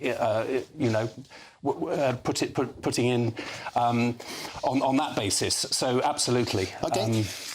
And we've got a second chart now we can get on screen. Let's get up now. This shows us the relative ratios of those who've been kicked out, or rather not. What's that bar chart there? There we are. So on the left-hand side, you've got the total initial asylum applications, 128,503. Yep. The total decided, 77,823. And then those last three columns are a sum total of the left-hand column. Those granted asylum, 55.8%, so more than half. 43,648 have been cancelled and 41,391 are still pending. So what we got there is a huge logjam of inactivity. They're in out, shake it all about. Absolutely. But they're not getting on the flights. They're in the system. They're probably reappealing multiple times. I don't know. Maybe they convert to Christianity. Maybe they suddenly decide they're LGBTQ. I digress. The fact of the matter is we're not getting these people out of the country. And the final chart we have is something we talk about a lot, and that is the relative breakdown of men v women. Yeah, look at this. I mean, absolutely astonishing. 85.6% of all boat migrants are male, of which 79.6% are males under the age of 40. So Ricky Gervais, as I said, has done a comic routine on this. He goes down to the beach and he says, women and children, oh, it's just you lads, is it? On you come. And look at the tiny number of female illegal boat migrants, just 20,155. And that's since 2018. Since 2018. So this is over all of that period, since 2018, 20,000 females of all ages. And the old thing about military age men of fighting age, it is true, it's about 79%. It is, absolutely. Men of fighting age, as you rightly say, under the age of 40. 79%, and that's 85.6% in total are all men. So it's not a myth to say that the people landing on dinghies are men. It is true, 86%. And finally, you have a national breakdown, a nationality breakdown of where these individuals are coming from. Indeed. And guess what? It's countries with conflict and countries, ostensibly, where we have no returns deals. Well, indeed. I mean, they come from, if you might say, the usual suspects: Afghanistan, Iran, Syria, Eritrea, Sudan. But we also notice, for example, they come from Vietnam, where the UK has actually done a trade deal, and people go on holiday, and likewise Turkey and Albania as well, which are also popular holiday destinations. But the point, Martin, actually, is that all of these people, in the first place, have come from the northern coast of France and from Belgium, which, when I last checked, were not dangerous places. Yes, that's you. And one of your key lines, Ben, where have they come from? The short answer is they've all come from France. Absolutely. And that's absolutely true. This thing about they come from a war zone, of course, is something that they may originally once have done, but not, at least in the last instance. What's your take, Ben, if I may ask you, on we saw this video from the Home Office earlier on where they're putting people on flights, they're looking very, very tough. Do you think that that's a drop in the ocean when you look at things like this? It is a drop in the ocean. I mean, Yvette Cooper is pushing it for all she's worth. But, I mean, when you think that only 3% of all illegals across the Channel have been deported since Labour came to office in July of last year, this is just window dressing. And the numbers on that flight, Ben, I think Mark White said there are 47. 47. On that flight. 24 of them are foreign nationals. Of course, we have 9,000 foreign nationals in British jails. Perhaps it'd be a good starting point, Ben, to get a few of those on some flights sharpish. Well, indeed, that's absolutely right. And I think there's a whole new report to be said about foreign nationals who are prisoners that we're also working on. Ben, on that point you started with, I think it's fascinating, the notion just how difficult it is to get this data. I mean, I know you guys are always chipping away, working on multivariant ONS data, Home Office data, Housing Department data, employment data, cross-tabulating, because they won't tell us the truth. No, they won't tell us the truth. And you cannot have confidence in a system that is as opaque as the Home Office. And so it's a huge credit to our team that they've delved into the data and really tried to extrapolate it so it actually makes sense to you and your viewers and listeners. Transparency is the key here. Light is the best disinfectant, and we need to know what the numbers are because it affects all other aspects of public policy. And yet we don't have that data. We have that data in Denmark. We have it in Netherlands. We have it increasingly in Germany. Perhaps one day we will have that data officially. Until then, we need to rely on people like you, Ben Phillips. Thank you very, very much for coming in. And thanks also to our mutual pal, Lee Evans, for helping out on this. Your work is always appreciated. Gentlemen, thank you very much indeed for joining us today on GB News. You're welcome. Now, moving on, if you're searching for some winter sun this year, who can blame you? Then here is the forecast for some of the top European holiday destinations. Ready to soak up that holiday sunshine? Won't we need some cover? No worries. All sorted. All Clear Travel Insurance sponsors GB News Travel Destinations Forecast. The weather in the Mediterranean this week is looking a bit mixed. We do have some showers lingering, particularly around the Adriatic at the moment, parts of Italy and France as well. Thunderstorms recently across Malta and Sicily should be clearing off a little bit. Generally, there's some brighter skies for parts of southern Spain, though we do have this rain band pushing into areas of Portugal as well. Once that system does clear, though, it's generally expected to turn a touch brighter for western areas, though still rather changeable further towards the east. All Clear Travel Insurance sponsors GB News Travel Destinations Forecast. Now, coming up next, we'll bring you up to speed with all the latest on the royal family. That's next with me, Martin Daubney, here on GB News, Britain's news channel.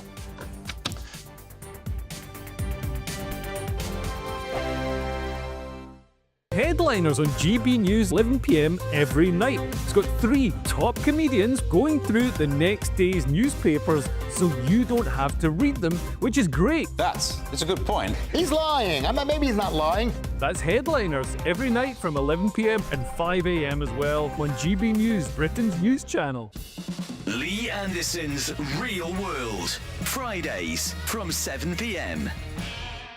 That's football. Well, you know, it's the hope that kills you. It does. It gives you highs, it gives you lows. I mean, if you're an Everton fan at the moment, you probably had far too many lows. But as you know, I'm a Nottingham Forest fan. Well, you must be having a huge high. But you had one of the greatest footballers ever to grace the game, right? And that was Dixie Dean. Yeah, absolutely. William Ralph Dean didn't like being called Dixie, but that was his nickname.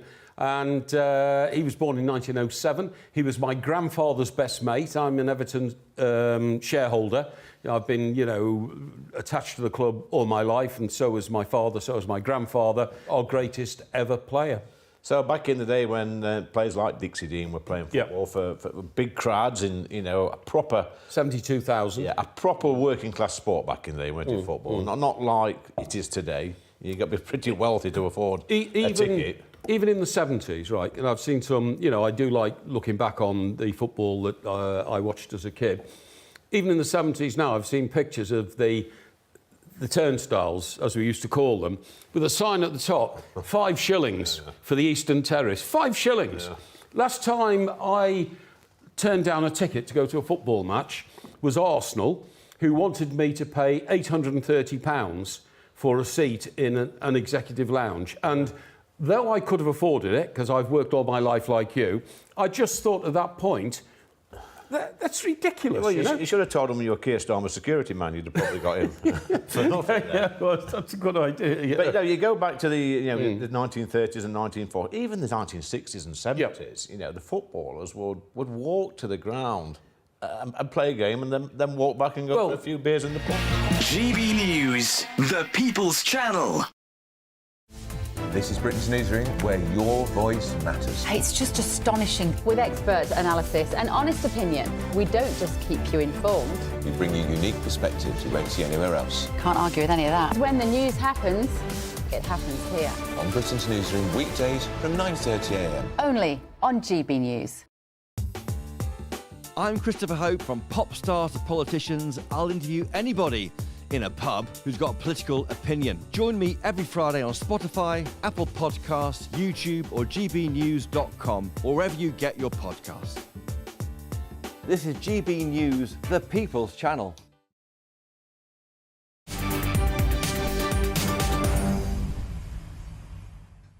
Welcome back. It's 10 to 6 with me, Martin Daubney, here on GB News. Now, the Prime Minister, Keir Starmer, and Deputy Angela Rayner have accompanied King Charles on a tour of a Cornish housing project he inspired. It's in a rare joint engagement between the monarch and political leaders, all about there down in Cornwall.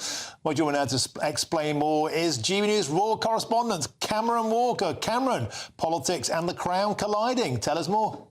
Yeah, exactly, Martin. It's incredibly rare that the King would be alongside the Prime Minister and Deputy Prime Minister on a visit. The last time we think this happened was in 1998, when the then Prince Charles invited the then Deputy Prime Minister John Prescott to look around his housing project in Dorset called Poundbury, because we know the King is an advocate of well-designed, sustainable communities, and that's why he inspired Nansleeden, which is where the King and the Prime Minister and Deputy visited earlier on today. It's not just about the homes themselves, of course, it's about the wraparound support and the infrastructure around them, so schools, green spaces and community hubs. But the big question is, can this be applied on a national scale? Now, I understand that the King and the Prime Minister over the last few months have been discussing housing in a number of meetings, and the King offered to show the Prime Minister around Nansleeden, and both the Prime Minister and Deputy, who also happens to be the Housing Secretary, Angela Rayner, accepted the King's invitation. But Martin, this does blur the lines, doesn't it, as you alluded to at the beginning there, between politics and royalty. The King has always remained politically neutral, and he did very much so throughout this visit. Downing Street this afternoon has insisted they are not dragging the King into politics. But the timing is significant because we know the Labour government wants to build 1.5 million homes before the next election. The Prime Minister is expected to unveil a brand new major housing project plan on Thursday. And of course, we know there's a housing crisis, particularly around affordability and supply. And with Nansleeden, it's this utopian-style housing development in Cornwall. And the question is, how realistic is this blueprint going to be replicated across the country? Because Nansleeden is built on land owned by the royal family. Originally King Charles, it's now owned by Prince William, whereas large-scale housing projects across the country often involves commercial developers who have to buy very, very expensive private land with very tight profit margins, which means the prices of individual houses goes up, and also there's less money for those wraparound infrastructure projects, such as schools, etc., like that. So I think most of them, we all can agree there's a big housing crisis, but is Nansleeden going to be realistic for the Prime Minister to inspire his housing project on? We'll have to wait and see. Well, it does own a lot of land, and don't forget, in the past, governments and the Crown Estate teamed up to house, for example, nurses, police forces and the like. Thank you, Karen Walker. Now, a lot of people were saying today, as the farmers descended upon Westminster, where's the Prime Minister? Where is the Deputy Prime Minister? The answer is down in Cornwall with the King. Maybe that's the safest place for them. Now, before we go, I've got a bit of light reading in today. I don't know if you were aware, but it's the 100th anniversary, 100th day of Kemi Badenoch as being the Conservative leader, and this came into me in the studio. It says, highlights from my first 100 days by Kemi Badenoch. Perfect for a long holiday, a real page-turner. Let's just have a look inside. Highlights from her first 100 days.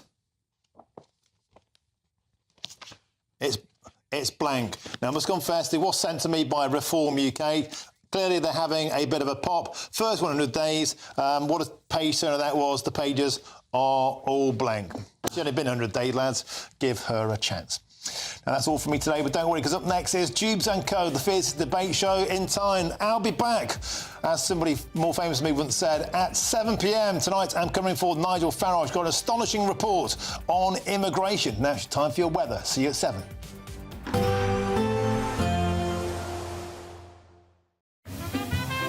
Heavy showers first thing will be followed by a warm, cosy day. Boxed boilers, sponsors of weather on GB News. Hello again. Here's your latest Met Office weather update for GB News. Sticking with the largely cloudy theme as we go through the next couple of days, and with that, it is going to be pretty chilly, and we are going to see some further rain, sleet and snow towards the east because high pressure over Scandinavia is dragging in our air from the east, leading to it being pretty cold and dragging in some rain, sleet and snow for some eastern parts. Also across parts of the southeast, there's a system pushing through, so that could bring some rain, sleet and snow for a time later later on this evening. Otherwise, and as we go overnight, a largely cloudy story across the far west of Scotland. I'm expecting it to be cloudier than last night, so not quite as cold. Temperatures for most just about staying above freezing, but if we do get any clear breaks, there will be some frost around with temperatures dropping a little bit below.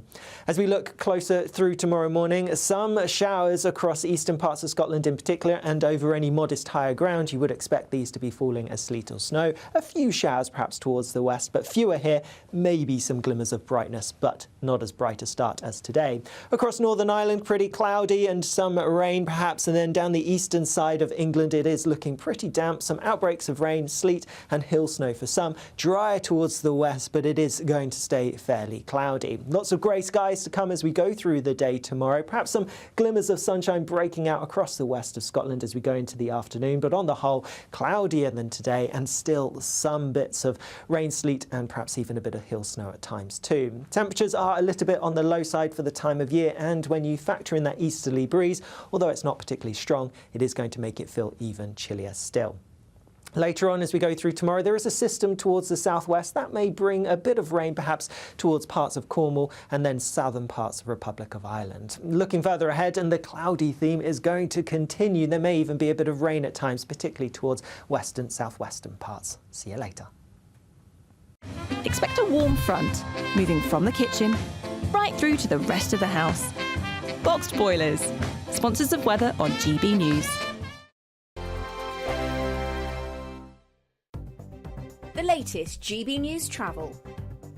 Good evening, I'm Johnny Ratner. A couple of problems north of Adrian's Wall tonight. The M90 first of all is partly blocked southbound south of Perth for a police investigation between junction 9 and 8, and in South Lanarkshire on the M74 one lane's been closed northbound from junction 11 to 10. Now there's been an accident in the roadworks just south of Larkhall. In Leicester, north of the city centre, Watermead Way, the A563 is closed following an accident on the ring road. On the M1 in Bedfordshire, 2 out of the 4 lanes are closed northbound from junction 11 to 11A near Dunstable. The lorry's broken down. In Oxfordshire, the A34 is closed southbound from the Islip turn-off down to the Pear Tree interchange towards Oxford following an accident. Long queues back to the M40.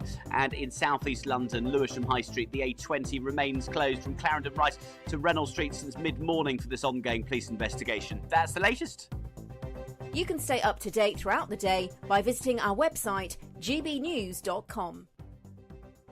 Don't miss your chance to be one of 2 big winners in our latest Great British giveaway, as we have 2 prize bundles that have to be won. First, you'll win a totally tax-free £10,000 in cash to spend however you like. You'll also receive the very latest iPhone 16, and we'll send you on a shopping spree with £500 to spend in your favourite store. For another chance to win, text cash to 63232. One entry costs £2 plus 1 standard network rate message, or text bonus to 63232. 5 entries cost £5 plus 1 standard network rate message. Go to gbnews.com/win. Entries start from just £2. Call 0903 681 3232. Calls cost £2 plus your network access charge, or post your name and number to GB11 PO Box 8690 Derby DE1 9TT. UK only. Entrants must be 18 or over. Lines close at 6 p.m. on the 7th of March. Please check the closing time if listening or watching on demand. Good luck.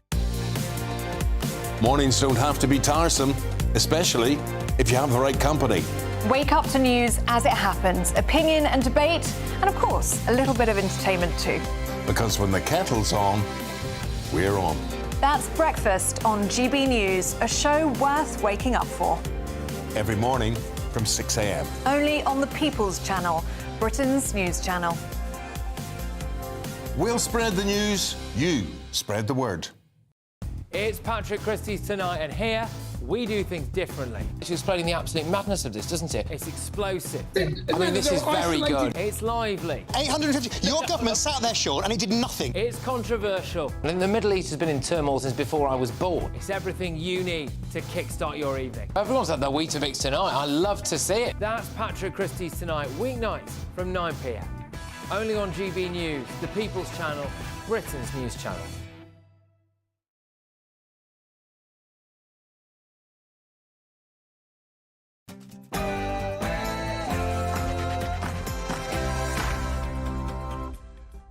Hello there, it's 6 o'clock. I'm Michelle Dewberry, and this is Jubes & Co. Coming up tonight,